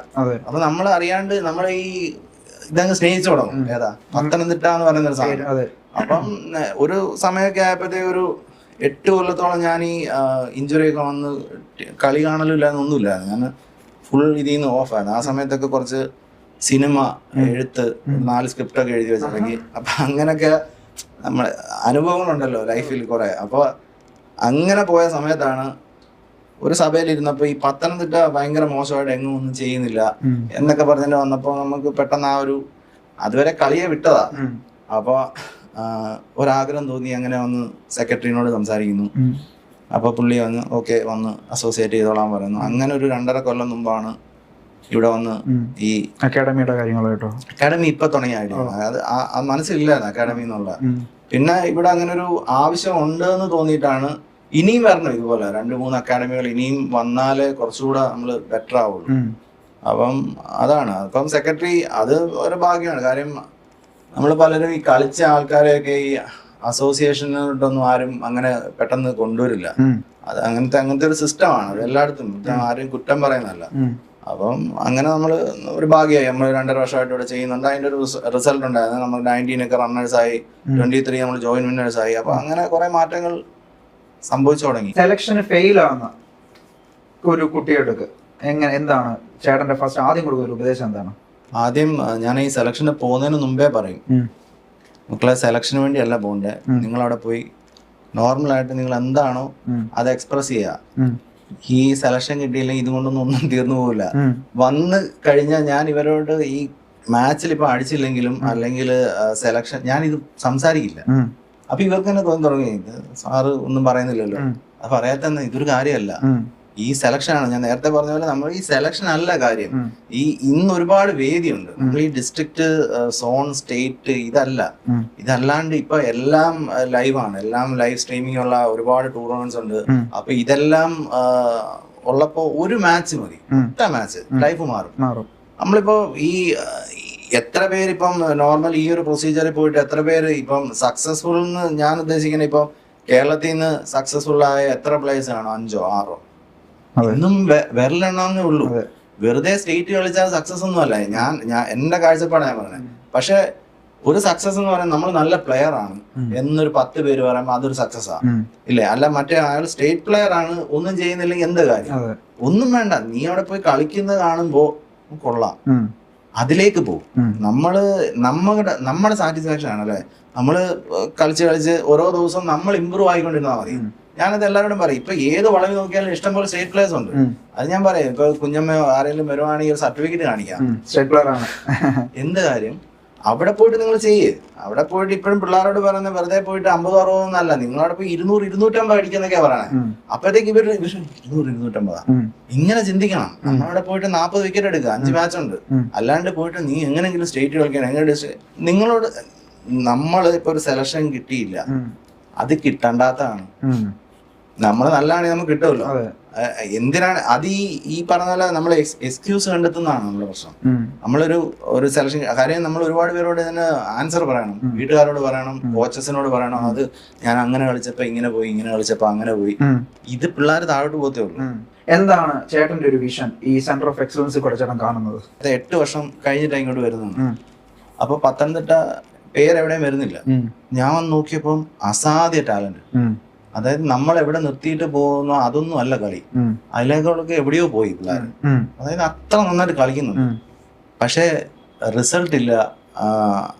അതായത് ആരും സ്റ്റേറ്റും ഒന്നും പോയിട്ട് പെർഫോം ചെയ്യുന്നില്ല, ഒന്നും സംഭവിക്കുന്നില്ല. ഇതിൻ്റെ കോറ് തപ്പി നോക്കിയപ്പോ ഇതിനകത്ത് സംഭവം എന്താണെന്ന് വെച്ചാൽ പല ഗ്രൂപ്പുകളാണ്. അവിടുന്ന് വരുന്ന കുറെ ആൾക്കാർ, ഇവിടുന്ന് വരുന്ന ആൾക്കാർ, ഇവർ തമ്മിൽ ഒരു യൂണിറ്റി ഇല്ല. ഇത് ഞാൻ നേരത്തെ പറഞ്ഞ ടീം ഗെയിം അല്ലേ. ഈ 15 ഇൻഡിവിജ്വൽസ് ഒന്നിച്ച് ഒരു മനസ്സോടെ നിന്നാലേ റിസൾട്ട് വരുള്ളൂ. ഞാൻ ആദ്യം ചെയ്തതാണ്. ഈ 15 പേരെ ഒന്നാക്കി, 16 ഞാൻ ഉൾപ്പെടെ. നമ്മള് കോച്ചോ അല്ല, ഞാൻ നേരത്തെ എന്റെ ചേട്ടൻ എന്നെ കൊണ്ടു നടന്ന പോലെ ഞാൻ ഇവരെ കൊണ്ടുപോകാൻ തുടങ്ങി. അത്രേ ഉള്ളൂ, അത്ര ചെയ്താൽ മതി. ഇതിനകത്ത് ഒരു കോച്ച് എന്ന് പറയുമ്പോ 1, 2, 3 പഠിപ്പിക്കലല്ല, കളിയുണ്ട് എല്ലാവർക്കും. നമ്മൾ ഇതൊന്ന് മനസ്സിലാക്കി കൊടുത്താൽ മതി. നമ്മൾ അവരുടെ കൂടെ അവരുടെ ഒരാളാണെന്നുള്ളൊരു ബോധ്യം അവർക്ക് വന്നാൽ മതി. അങ്ങനെ അത്ഭുതങ്ങൾ നടക്കാൻ തുടങ്ങി. കാര്യം എന്ന് പറഞ്ഞാൽ ഒന്നിച്ച് വന്നപ്പോൾ കിട്ടിയ റിസൾട്ട്. ഇതിനകത്ത് ഒരു കാര്യം കൂടെ പറയും. ഇപ്പൊ 19 ടീമിനെ കൊണ്ട് പോയെന്ന് പറഞ്ഞില്ലേ, വലിയ പേരുകളൊന്നുമില്ല, കുറച്ച് ആൾക്കാർ 15 പേരുണ്ട്, എന്നാൽ നല്ല പ്ലേയേഴ്സ് ആണല്ലോ. അപ്പം നമ്മൾ പോയി നന്നായിട്ട് ചെയ്തു. എല്ലാ മാച്ച് ട്രിവാൻഡ്രോട്ടൊക്കെ നമ്മൾ ലീഡ് എടുക്കുന്നു, 2 വിക്കറ്റും കൂടെ പോയിരുന്നേ നമ്മൾ ജയിച്ചേനെ. അപ്പൊ അങ്ങനെ വന്ന് ലാസ്റ്റ് കൊല്ലം ടീമിന്റെ സ്റ്റേറ്റ് കളിക്കുന്ന ഒരു പ്ലെയറാ എന്നോട് വന്ന് ചോദിച്ചു, സാർ ഇവർക്ക് എന്താ പറഞ്ഞു കൊടുത്തെന്ന് ചോദിച്ചു. ഞാൻ ചെന്തവനെ അതായത് ബാറ്റ് ചെയ്യുമ്പോൾ ആ പ്രഷർ ഫീൽ ചെയ്യുന്നു. ഇങ്ങനെ അതായത് ബാറ്റ് ചെയ്യാൻ പറ്റുന്നില്ല എന്നാണ്. ഞാൻ പറഞ്ഞു മോനെ ഒന്നും പറഞ്ഞു കൊടുത്തില്ല. നമ്മുടെ ടീം ബോളർ ചെയ്യുമ്പോൾ അവർക്ക് ബാറ്റ് ചെയ്യാൻ പറ്റുന്നില്ലെന്ന് ഞാൻ പറഞ്ഞു, സ്നേഹിക്കാൻ പറഞ്ഞു കൊടുത്തതേ ഉള്ളൂ. അപ്പൊ സാറേ നേരത്തെ എന്ന് പറഞ്ഞാൽ നമ്മൾ പത്തനംതിട്ട എന്ന് പറഞ്ഞപ്പോൾ 1.5 ദിവസത്തെ കളി തീർക്കാൻ പോവാന്ന് പറഞ്ഞ് വന്നാൽ നമ്മൾ ലീഡ് എടുത്താൽ കളി ലീഡ് എടുത്തിട്ട് നമ്മള് അപ്പൊ ചാമ്പ്യൻസ് ആണല്ലോ, ലീഡ് എടുത്ത് നമ്മൾ ചാമ്പ്യൻസ് ആയി. പക്ഷെ ലീഡ് എടുത്തിട്ട് നമ്മൾ തോറ്റു. അത് പിന്നെ 2-3 പേര് വന്ന് സെലക്ഷന് വേണ്ടി കുറച്ച് ഒന്നുകൂടെ ബാറ്റ് ചെയ്യണം എന്നൊക്കെ പറഞ്ഞ് കൊളാപ്സ് ആയി നമ്മൾ തോറ്റു. അത് പോട്ടെ. പക്ഷെ ഇതാണ് വ്യത്യാസം കൊണ്ടുവരണ്ടേ അല്ലെ. നമ്മുടെ ആ 11 പേരുടെ എനർജി അവിടെ വന്നപ്പോ അവർക്കൊന്നും ചെയ്യാൻ പറ്റുന്നില്ല. ആ സ്റ്റേറ്റ് പ്ലെയർ ആണെന്ന് പറഞ്ഞത്, കഴിഞ്ഞ കൊല്ലം സ്റ്റേറ്റ് കളിച്ച പ്ലെയർ ആണ്. സാർ എന്താ അവർക്ക് പറഞ്ഞു കൊടുക്കുന്നത്? ഇങ്ങനെ ചിന്തിക്കുന്ന ഒരു 10-15 പേര് വന്നു കഴിഞ്ഞാൽ കളി മാറൂലേ. അപ്പം അതാണ് ഇപ്പൊ കൊച്ചിക്ക് സംഭവിച്ചത്. ഇതിനകത്ത് ഒരുപാട് പേരെന്നോട് പറഞ്ഞു, ഈ ടീം കളിക്കുന്ന കാണുമ്പോൾ നമുക്കറിയാം പുറകിൽ വർക്ക് ചെയ്ത ആൾക്കാരുടെ ഒരു എഫേർട്ട്, അതവിടെ ആ റിസൾട്ട് വന്നത്. അത് ശരി. ഓക്കെ, അപ്പൊ എനിക്കൊരു വേറൊരു കാര്യം കൂടെ ചോദിക്കാണ്ട്, ഈ കളിക്കാൻ നല്ല താല്പര്യമുണ്ട്, ടാലന്റഡ് ആണ്, ഗവൺമെന്റിന്റെ ഭാഗത്ത് നിന്നും എന്തെങ്കിലും ഇവർക്കൊരു സ്കീമുകളോ സഹായങ്ങളോ അങ്ങനെ എന്തെങ്കിലും ഉള്ളതായിട്ട് ഞാൻ അറിവുണ്ടോ? ഇല്ലില്ല. ഗവൺമെന്റുമായിട്ട് സത്യം പറഞ്ഞാൽ ഇതൊരു വേറൊരു ബോർഡാണ്, ക്രിക്കറ്റ് അസോസിയേഷൻ എന്ന് പറഞ്ഞാൽ. അതിനകത്ത് അങ്ങനെ ഒരു സംഭവം ഇതുവരെ വന്നിട്ടില്ല. പക്ഷെ അതൊക്കെ നമുക്ക് മാറ്റാം. ഇപ്പൊ ഞാൻ ഈ അക്കാഡമി സ്റ്റാർട്ട് ചെയ്തു, ഫീസ് ഇല്ലാതെ ചെയ്യുന്ന ഒരുപാട് പിള്ളേരുണ്ട്. എന്റെ ചേട്ടനും എന്നോട് പറഞ്ഞാണ്, എടാ അവിടെ ചിലപ്പോൾ ആരെങ്കിലും വന്ന് എത്തി നോക്കും, അതായത് കളിക്കണം എന്ന് ആഗ്രഹമുള്ള ആരെങ്കിലൊക്കെ വരും, അപ്പോൾ അവരെ നമുക്ക് ചെയ്യണം. അപ്പോൾ അത് തന്നെയാണ് എൻ്റെ വിഷനും. അതായത് നമുക്ക് ഈ പോകുന്ന വഴിക്ക് ഒരുപാട് പേര് കാണും. ഇപ്പം നേരത്തെ പറഞ്ഞാൽ ഇപ്പൊ നമ്മളൊരു കണ്ടത്തിലോ ഒരു ഗ്രൗണ്ടിലോ എപ്പോഴും പോയി നിൽക്കുകയാണെങ്കിൽ നമ്മളിങ്ങനെ നോക്കും, അപ്പയ്യും കൊള്ളാലോ, അപ്പയ്യും കൊള്ളാമെങ്കിൽ നമ്മൾ അടുത്ത സ്റ്റെപ്പ് എടുക്കും. ഏതാ അപ്പൊ എന്നോട് പോയി സംസാരിച്ച് വാ, ഒരു കൈ. അത് നടക്കുന്നില്ല. അതായത് നമ്മുടെ അടുത്തുള്ളവരെ മാത്രം നമ്മൾ ഈ അതിനകത്ത് തന്നെ ഇപ്പൊ ഒരു 50 പിള്ളേരുണ്ടെങ്കിൽ 2-3 പേര് നന്നായിട്ട് ചെയ്യുന്ന പിള്ളേരായിരിക്കും, അവരെ മാത്രം നോക്കുക, ബാക്കി എല്ലാവരെയും മാറ്റി നിർത്തുക. അതല്ല, നമ്മുടെ ഫ്രണ്ടിൽ വരുന്ന എല്ലാവരും നമുക്ക് ഒരുപോലെ ആയിരിക്കണം അല്ലെ. അവിടെ വരുന്ന നമ്മളെ പ്രതീക്ഷിച്ച്, അപ്പൊ നമ്മൾ അവർക്കൊരു അച്ഛനാവാം, ചേട്ടനാവാം. അപ്പൊ അങ്ങനെ വരുമ്പോ നമുക്ക് എല്ലാവരും ഒരുപോലാണ്. എല്ലാവരും ഒരുപോലെ ആകുമ്പോ അങ്ങനൊരു സംഭവം സ്പ്രെഡ് ആവും. ഏതാ എല്ലാരും ഒരുപോലെ കാണുന്നു. ഇത് ഭയങ്കര നമ്മളൊക്കെ അത് അനുഭവിച്ചാണ്. കാര്യം നേരത്തെ പറഞ്ഞ പൊളിറ്റിക്സ് ഒക്കെ പോലെ തന്നെ പലർക്കും പല ഇഷ്ടക്കാർ കാണുമല്ലോ. അങ്ങനെയൊക്കെ ഒറ്റപ്പെട്ടിട്ടുണ്ട്. ഒറ്റപ്പെടുമ്പോഴും എനിക്ക് കൊച്ചിലോട്ട് കളിയുമ്പോൾ എനിക്ക് സൗഹൃദങ്ങൾ ഒരുപാടുണ്ടായിരുന്നു. സ്റ്റേറ്റ് ടീമിലാണെങ്കിലൊക്കെ അത് ഞാൻ അങ്ങോട്ട് ഇടിച്ച് കയറിയും ഒക്കെ സംസാരിച്ച്, അപ്പോൾ അങ്ങനെ സൗഹൃദങ്ങളിലൂടെയാണ് നമ്മൾ ഒരുപാട് മുന്നോട്ട് പോയത്. അപ്പൊ താനെ ഈ പെർഫോമൻസും, അപ്പൊ ഈ സൗഹൃദങ്ങൾ വരുമ്പോ നമ്മള് പെട്ടെന്ന് മറ്റേ സാധനങ്ങളൊന്നും ചിന്തിക്കൂല, നമ്മളൊന്നായി. അപ്പൊ പുറമേ നിന്നുള്ളൊരു ഫോഴ്സ് നമ്മളെ അത്ര ബാധിക്കില്ല. പറഞ്ഞു മനസ്സിലായി? അതായത് നമ്മളിപ്പോ അവിടുന്ന് 4 പേര് വിളിച്ചെന്നെ കളിപ്പിക്കേണ്ടെന്ന് പറയുമ്പോഴും ഇതിനകത്ത് ഈ ഒരു സൗഹൃദം ഉണ്ടെങ്കിൽ നമ്മൾ കളിക്കും. കാര്യം ഇപ്പൊ ക്യാപ്റ്റൻ നമ്മളെ ഇഷ്ടമാണ്. അതെങ്ങനെ ഇഷ്ടം എന്ന് പറയാൻ നമ്മൾ നല്ലൊരാളായിട്ട് നിന്നാ മതി. നമ്മൾ ഈ വക്രതയും ആദ്യം ഇതും കാണി, നമ്മൾ എന്താണോ അതെന്ന് നമ്മൾ പറഞ്ഞാൽ മതി. നിങ്ങൾ വേറൊരാളെ പറ്റി സംസാരിക്കില്ലേ, അവര് നമ്മളെ പറ്റി സംസാരിച്ചോട്ടെ. നമ്മൾ എന്തിനാണ് എനർജി കളയുന്നല്ലേ? എനിക്കൊരു മോശം സമയം വന്നപ്പോ ബെറിലെണ്ണാന്ന് ആളെ ഉള്ളതാണ്, അവരിപ്പോഴും ഉണ്ട് കൂടെ. ഇത് അതൊക്കെ പോവും. അഭിപ്രായം പറയുന്നവരും അവരിവരൊക്കെ പോവും. എന്നോട് പറഞ്ഞു, ഞാൻ പറഞ്ഞു ഗുഡ് മോർണിംഗ് ഗുഡ് ആഫ്റ്റർനൂൺ ഒന്നും എന്നോട് പറയണ്ട. നിങ്ങള് ഈ ബഹുമാനം ഒക്കെ എന്ന് പറഞ്ഞാൽ സ്നേഹത്തിൽ നിന്ന് വരുന്നതല്ല. ഇതിനകത്ത് ബേസ് എന്താണ്? സ്നേഹം. അത് മതി. ഞാനിവിടെ ഉണ്ട്, നിങ്ങളല്ലാതെ കളിച്ചിട്ട് എന്നെ നോക്കണ്ട. പിള്ളേരൊക്കെ കളിച്ചിട്ടേ, കൊച്ചു പിള്ളേരല്ലേ ഇങ്ങനെ നോക്കും, സാറ് നോക്കുന്നുണ്ട്. ഞാൻ പറഞ്ഞു, നിങ്ങളെ മാത്രം തൃപ്തിപ്പെടുത്തിയാൽ മതി. നിങ്ങളുടെ ഇമ്പ്രൂവ്മെന്റ് നിങ്ങൾക്കേ അറിയുള്ളൂ അല്ലെ, നമുക്കും അറിയാം. പക്ഷെ ഓരോ ദിവസം കളിച്ചു കഴിയുമ്പോൾ നമ്മുടെ ഫീലാണ് അല്ലെ. എൻഡ് ഓഫ് ദ ഡേ എന്താണ്, നമ്മൾ രാത്രി കിടന്ന് ഉറങ്ങുമ്പോൾ നമ്മള് സന്തോഷമായിരിക്കണം. നമ്മളെ ഒന്നും അലട്ടാൻ പാടില്ല. അപ്പൊ ഇന്ന് പോയി കളിച്ചു, കൊള്ളാം, നാളെ അതിലും ബെറ്റർ ആവുക, മറ്റന്നാൾ അതിലും ബെറ്റർ ആവുക. ഇത് മാത്രമേ അല്ല. അപ്പം നമ്മുടെ ഈ സെലക്ഷനും റണ്ണടിയും ഒക്കെ മാറും. അതാണ് പത്തനംതിട്ട ജില്ലാ ക്രിക്കറ്റ് ടീമിന്റെ ഒരു ഫ്യൂച്ചർ എന്താണ് ചേട്ടൻ കാണുന്നത്? എന്തായിരിക്കും ചേട്ടന്റെ കോൺട്രിബ്യൂഷൻ വരുന്നത്? കോൺട്രിബ്യൂഷൻ ഇപ്പൊ ചലഞ്ചായിട്ട് ചോദിച്ചല്ല, അല്ല, മനസ്സിലായി. അല്ല, അതിന് ചലഞ്ച് ഇല്ലല്ലോ. ഞാൻ ഈ പറഞ്ഞ പോലെ നമ്മളപ്പോഴും ഒരു റിസൾട്ടിന് വേണ്ടി പോയി കഴിഞ്ഞാൽ നമുക്ക് എപ്പോഴും അതിന്റെ ഒരു പ്രഷർ ആയിരിക്കും.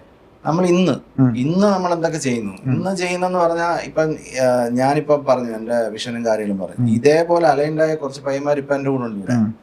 അത് നാളെ എണ്ണം കൂടും, ഇനിയും കൂടി അതൊരു 30, 40, 50 ആവുമ്പോ ഞാൻ പറഞ്ഞ ഈ പിള്ളേരുടെ കാര്യമല്ല, പ്ലേയേഴ്സിന്റെ കാര്യമല്ല പറയാം.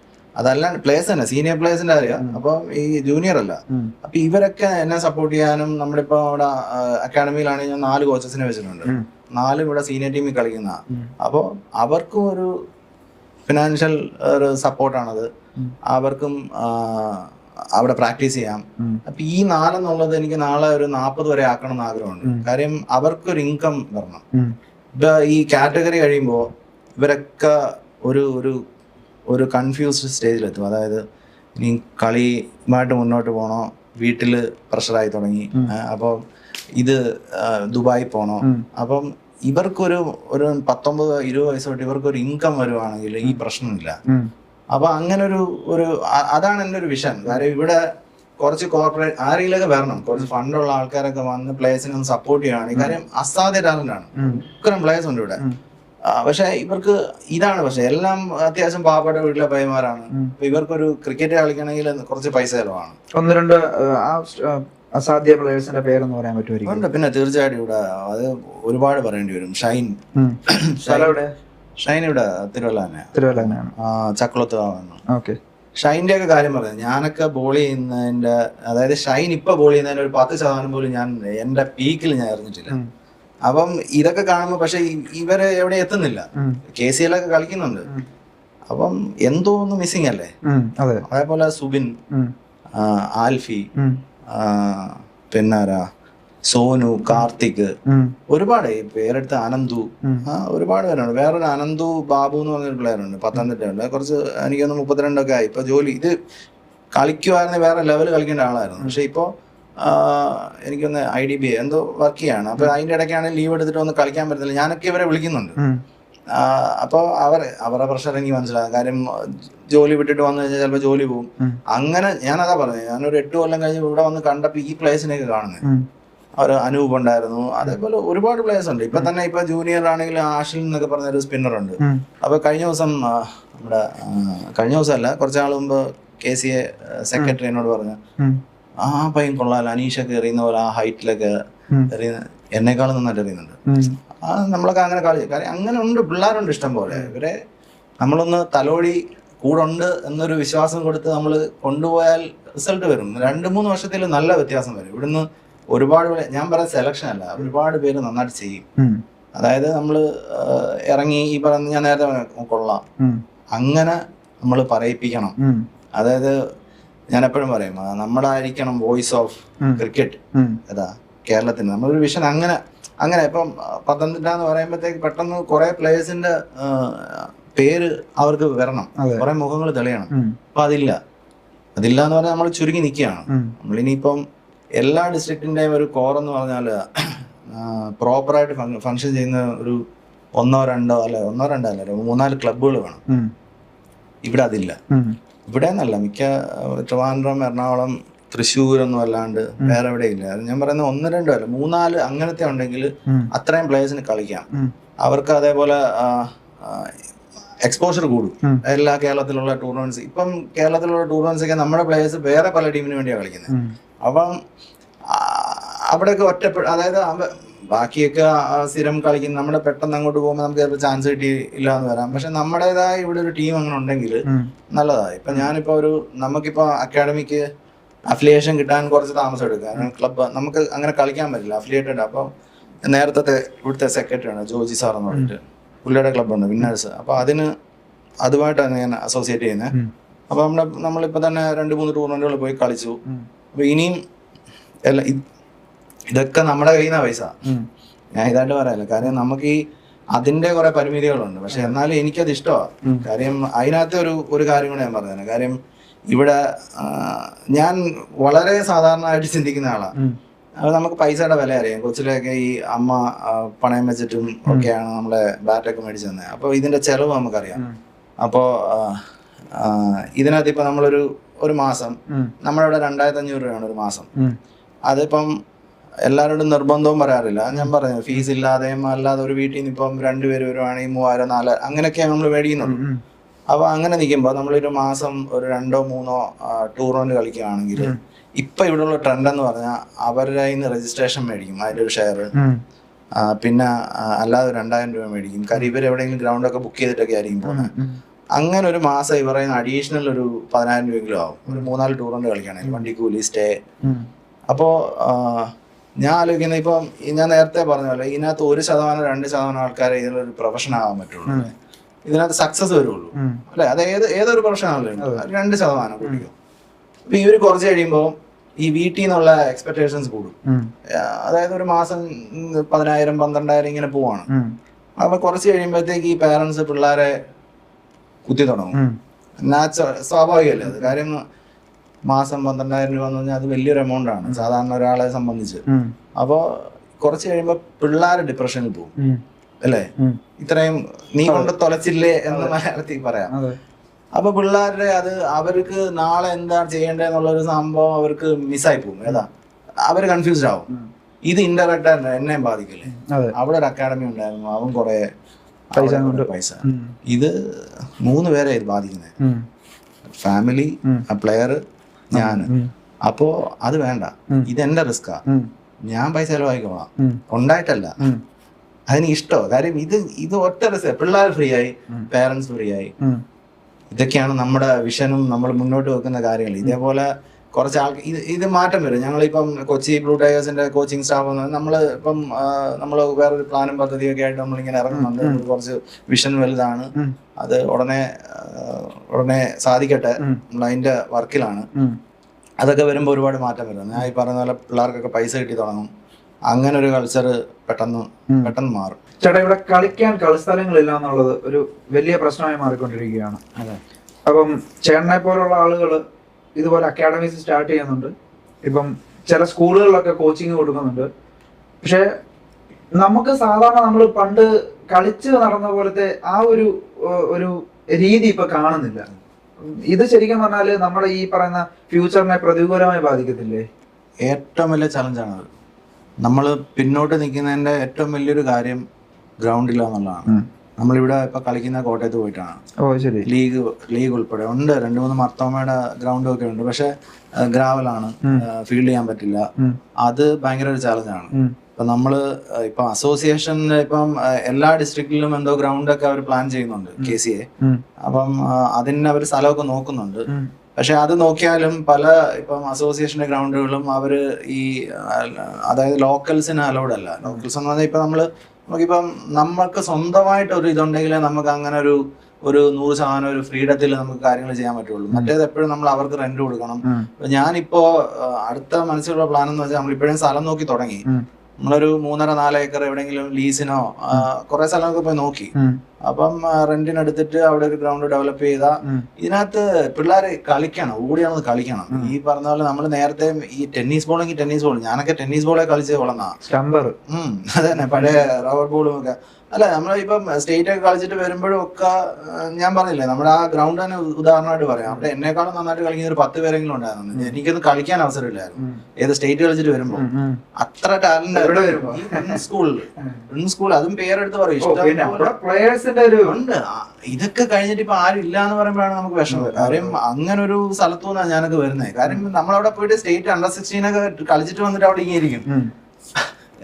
അതിന് അത്ര നല്ല പ്ലേയേഴ്സ് ഉണ്ട്. അവര് കളിച്ച അന്ന് എല്ലാ ദിവസവും വൈകിട്ട് 4 മണി തൊട്ട് 6 മണി വരെ അവിടെ ഒരു 30-35 പേര് കാണും. ഇതിന്റെ ഇടയ്ക്ക് കളിക്കാൻ അവസരമില്ല. ടീമിന്റെ കൂടെ പോകുമ്പോൾ പോലും നമ്മള് പേഴ്സും മൊബൈലും ഒക്കെ പിടിച്ചിട്ട് നമ്മള് കരയ്ക്കാ ബാക്കി പ്ലേയേഴ്സിന്റെ ചേട്ടന്റെ കൂടെ ഒക്കെ പോകുമ്പോ. അപ്പൊ അങ്ങനെ വന്നിടത്ത് ഇപ്പം കളിക്കാൻ ഇപ്പൊ ഒരു കണ്ടമായിക്കോട്ടെ, ഗ്രൗണ്ട് ആയിക്കോട്ടെ. ഞാനിപ്പോ ദിവസം പോകേണ്ട ഗ്രൗണ്ടിൽ പോയിട്ട് സാറ് നല്ല സപ്പോർട്ട് ചെയ്യണം. പുള്ളിയോട് പോയിട്ട് സംസാരിച്ചായിരുന്നു. അത് വൈകിട്ട് 4 മണി തൊട്ട് 6 ആണെങ്കിലും പിള്ളേരെ പോയി ടെന്നീസ് ബോളെങ്കിൽ ടെന്നീസ് ബോൾ ഒന്ന് കളിപ്പിക്കാൻ പ്രിൻസിൽ കുറെ ഇങ്ങനത്തെ സ്കൂളുകളിലൊക്കെ ഇപ്പൊ നമ്മൾ ഇങ്ങോട്ട് സ്റ്റാർട്ട് ചെയ്തേ ഉള്ളൂ. ഇതിന്റെ കുറെ കാര്യങ്ങളൊക്കെ സെറ്റ് ആവാനുണ്ട്. അപ്പൊ ഇതുകൂടെ കഴിഞ്ഞിട്ട് എന്റെയും ആഗ്രഹം അതൊക്കെയാണ്. കാര്യം ഈ ഉള്ള കുറെ ഗ്രൗണ്ടുകൾ വെറുതെ കിടപ്പുണ്ട്, സ്കൂളിന്റെയും കോളേജിന്റെ ഒക്കെ. അപ്പൊ അതൊക്കെ ഒന്ന് ഡെവലപ്പ് ചെയ്തൊന്ന് റെഡിയാക്കി എടുക്കണം. അവരുമായിട്ടൊക്കെ സംസാരിച്ച് വിഷൻ വലുതാന്ന് പറഞ്ഞാൽ എല്ലായിടത്തും പിള്ളേർ കാണണം. പണ്ടത്തെ പോലെ അത് ഈ റീൽസിന്നും ഫോണിൽ നിന്നും ഒക്കെ ഒഴിവാകാനൊക്കെ നല്ല കാര്യമാണ്. അതായത് അങ്ങനെ ഇപ്പൊ തന്നെ ഞാൻ പറയില്ല, ഈ സൗഹൃദം ബിൽഡ് ചെയ്യാൻ അതാണ് ഏറ്റവും നല്ലത്. ഒരു കോമ്പറ്റീറ്റീവ് ആയിട്ട് കളിച്ചു തുടങ്ങും. ഇത് ടെന്നീസ് ബോളെ കളിക്കുന്നവര് സെലക്ഷന് വേണ്ടി കളിക്കൂലല്ലോ, ജയിക്കാനല്ലേ കളിക്കുള്ളൂ. അപ്പൊ അങ്ങനെ ഇത് സ്പ്രെഡ് ആയാലേ നമുക്ക് ഈ പറയുന്ന പോലെ ഒരു 2-3 വർഷത്തിൽ ഇത് എല്ലാ ഡിസ്ട്രിക്റ്റിലും അങ്ങനെ ആവണം. എല്ലാ ഡിസ്ട്രിക്റ്റിലും ഇപ്പം പിള്ളേര് കണ്ടെന്ന് പറഞ്ഞാൽ അറിയില്ല. അതുകൊണ്ട് ഇപ്പം പ്രിൻസ് പോലുള്ള ഗ്രൗണ്ട് നല്ലതാ അവിടെ. അതായത് നല്ല പുല്ലുണ്ട്, ടെന്നീസ് ബോളെല്ലാം കളിക്കാൻ അത് മതി. അതല്ലാണ്ട് ഒരു അണ്ടർ-14 വരെ കളിക്കാനും അത് ഗ്രൗണ്ട് നല്ലതാണ്. അപ്പൊ ഇതിന് ആരെങ്കിലും ഒരാള് നെഞ്ചുമിരിച്ച് ഇറങ്ങണം. അത് നമ്മൾ ഇറങ്ങാൻ വേണ്ടിയുള്ള പരിപാടിയിലാണ്. അപ്പൊ അതിന് സപ്പോർട്ടീവായിട്ട് കുറച്ച് ആൾക്കാരുണ്ട്. അപ്പൊ ഇതൊക്കെയാണ്. പിന്നെ ഈ പറഞ്ഞ പോലെ ഈ ഗ്രൗണ്ട് ഒക്കെ എടുത്ത് നമുക്കൊന്ന് ഡെവലപ്പ് ചെയ്യാൻ ഞാൻ നേരത്തെ പറഞ്ഞ പൈസ വേണം. അതിന് അത്യാവശ്യം ഫണ്ടുള്ള പല നല്ല അക്കാഡമികൾക്കും എല്ലാം അങ്ങനെ ഒരു ഫണ്ടിങ് ഉണ്ട്, ബാക്കപ്പ് ഉണ്ട്. നമുക്കതില്ല. അപ്പം അതിലേക്ക് എനിക്ക് പൊതുവെ പണ്ട് തൊട്ട് എനിക്ക് ഒരു കാര്യം എനിക്ക് ചോദിക്കുന്ന ഇഷ്ടമല്ല. നമ്മളിപ്പോ ഒരു സാധനമായിട്ട് അത്ര ക്ലോസ് ആയിട്ടുള്ളവരോട് ചോദിക്കാം, അതല്ലാതെ നമ്മളൊരു പ്രോജക്ട് റിപ്പോർട്ടും ഒക്കെ ആയിട്ട് പലയിടത്തും പോയിട്ട് ഇങ്ങനെ കറങ്ങണം. നേരത്തെ പറഞ്ഞ പോലെ നമ്മളൊരു എനർജി അലൈൻ ചെയ്ത് വിട്ടിട്ടുണ്ട്. ആ ഒരു നമ്മുടെ ഒരു വിഷനുമായിട്ട് അലൈൻഡ് ആവുന്ന ആരെങ്കിലും വരുവാണെങ്കിൽ, ക്രിക്കറ്റിനെ സ്നേഹിക്കുന്ന, ഇതൊരു ബിസിനസ് ആയിട്ട് കാണാതെ വരുന്ന ആരെങ്കിലും വരും എന്നുള്ള പ്രതീക്ഷയിലാണ്. അത് ഉടനെ സംഭവിക്കട്ടെ. ഇപ്പൊ ചേട്ടൻ്റെ കൂടെ അങ്ങനെ ആ ഒരു എനർജിയിൽ പ്രോപ്പറായിട്ട് അലൈൻ ചെയ്തിരിക്കുന്ന ആരൊക്കെയാ ഉള്ളത്? നമ്മളോട് ഇപ്പൊ കളിക്കുന്ന ഒരുപാട് പിള്ളേരുണ്ട്. ഞാൻ നേരത്തെ പറഞ്ഞ ഷൈൻ, അലൈൻ, മറ്റേ നമ്മുടെ അനന്തു, അങ്ങനെയൊക്കെ ഒരുപാട് പിള്ളേരുണ്ട് കൂടെ. അവരൊക്കെ ഇപ്പൊ KCL, ആൽഫി, KCL ഒക്കെ കളിച്ചാണ്. അപ്പൊ ഇതൊക്കെ ഇനിയും അതിന്റെ കനം കൂടും. പിന്നെ ഇപ്പൊ ഞാൻ നേരത്തെ പറഞ്ഞ പോലെ ജോജി സാറ് മുമ്പത്തെ സെക്രട്ടറി ആയിരുന്നു. പുള്ളി ഉണ്ടായിരുന്ന സമയം ഇവിടെ അടിപൊളിയായിരുന്നു. ഒരു വിഷ്ണു വിനോദ് ഉൾപ്പെടെ ആ സമയത്താണ് വരുന്നത്. ഈ ഒരു പ്ലേയേഴ്സ്, ഞാൻ നേരത്തെ പറഞ്ഞ ഈ പൂൾ ഓഫ് പ്ലേയേഴ്സ് കളിക്കുമ്പോൾ ഭയങ്കര റിസൾട്ട് ആയിരുന്നു. ഇവരെപ്പോഴും വിന്നേഴ്സ് ഒക്കെ ആവാറുണ്ട്. ട്രിവാണത്തിനെയൊക്കെ എപ്പോഴും തോപ്പിക്കുമായിരുന്നു. അപ്പൊ ആ ഒരു സാധനം കഴിഞ്ഞപ്പോഴത്തേക്ക് പിന്നെല്ലാം ചിന്നിച്ചേറിപ്പോയി. ഇവർ ഒന്നിച്ച് പ്രാക്ടീസ് ചെയ്തുകൊണ്ടിരുന്ന ആളെ എപ്പോഴും ഒന്നിച്ച് നിൽക്കുക എന്ന് പറയുന്ന ഒരു വലിയ കാര്യമാണ്. ഇവർ ഒന്നിച്ചൊരു 10-14 പേര് എപ്പോഴും പ്രാക്ടീസ് ചെയ്യുമ്പോൾ അതിനകത്ത് ആ ഒരു സ്നേഹവും ട്രസ്റ്റും എല്ലാം വരും. അപ്പൊ അതങ്ങ് ചെതറിപ്പോയി. ഇപ്പൊ പതുക്കെ അത് ഒന്നായി വരുന്നുണ്ട്. അപ്പം അതിന്റെ ഈ ജോജി സാറാണെങ്കിലും ഒക്കെ എന്നോട് പറഞ്ഞു, മനീഷ വിഷൻ നല്ലതാ, നമ്മളൊക്കെ കൂടുണ്ട്, നമുക്കെല്ലാം റെഡിയാവും. ആ റെഡിയാവും എന്നുള്ള വിശ്വാസത്തിലാണ് നമ്മൾ റെഡിയാവും. ഫാമിലി സപ്പോർട്ട് ഒക്കെ എങ്ങനെയാണ്? അത് എടുത്തു പറയേണ്ട എന്റെ വൈഫിന്റെ സപ്പോർട്ടാണ്. ഞാൻ കല്യാണമേ കഴിക്കുന്നില്ല എന്നുള്ള തീരുമാനത്തിൽ നിന്നും കല്യാണം കഴിച്ചാണ് എന്റെ ലൈഫിലെ ഞാൻ എടുത്ത ഏറ്റവും നല്ല തീരുമാനത്തിലാണ്. പലരും കല്യാണത്തെ പറ്റിയൊക്കെ ചോദിക്കുമ്പോൾ അഡ്ജസ്റ്റ് ചെയ്യുന്നുണ്ട്, കുഴപ്പമില്ല. ഞാൻ ഹാപ്പിയാണ് 100%. കാര്യം ഒരു 2.5 വർഷമായിപ്പോ നമ്മളൊരു തീരുമാനം എടുത്താൽ അതിന്റെ കൂടെ നിൽക്കുക. നമ്മളെ, അതായത് എന്നെ അകംപുറം അറിയാവും. നമ്മൾ തമ്മിൽ അങ്ങനെ ഒരു ഹസ്ബൻഡ് വൈഫ് അങ്ങനെ ഒരു റിലേഷൻ അല്ല. ഞാൻ ഇറങ്ങുന്നതിന് മുമ്പ് അവൾ ഇറങ്ങും. എല്ലാരെയും അറിയാം. അതായത് ഇപ്പം ഈ ഫുൾ സ്ട്രക്ചർ അവർക്ക് അറിയാം. അതായത് ഇത് ഇങ്ങനെയാണ്, പാർട്ട് ഓഫ് ദ പ്ലാൻ ആണ്. തീർച്ചയായിട്ടും ആദ്യം അവളായിരിക്കും ചിലപ്പോൾ പ്ലാൻ ചെയ്യുന്നത്. അതായത് നമ്മളിപ്പോ പൈസ ബുദ്ധിമുട്ടുണ്ടെന്ന് പറഞ്ഞു, ആ ബുദ്ധിമുട്ടിലും കൂടെ നിൽക്കാന്ന് പറഞ്ഞാൽ പിന്നെ നമ്മളടുത്ത് ചെലവാക്കുക ഓരോ കാര്യത്തിന്. അതിന് കൂടെ നിൽക്കാന്ന് ആര് ചെയ്യും?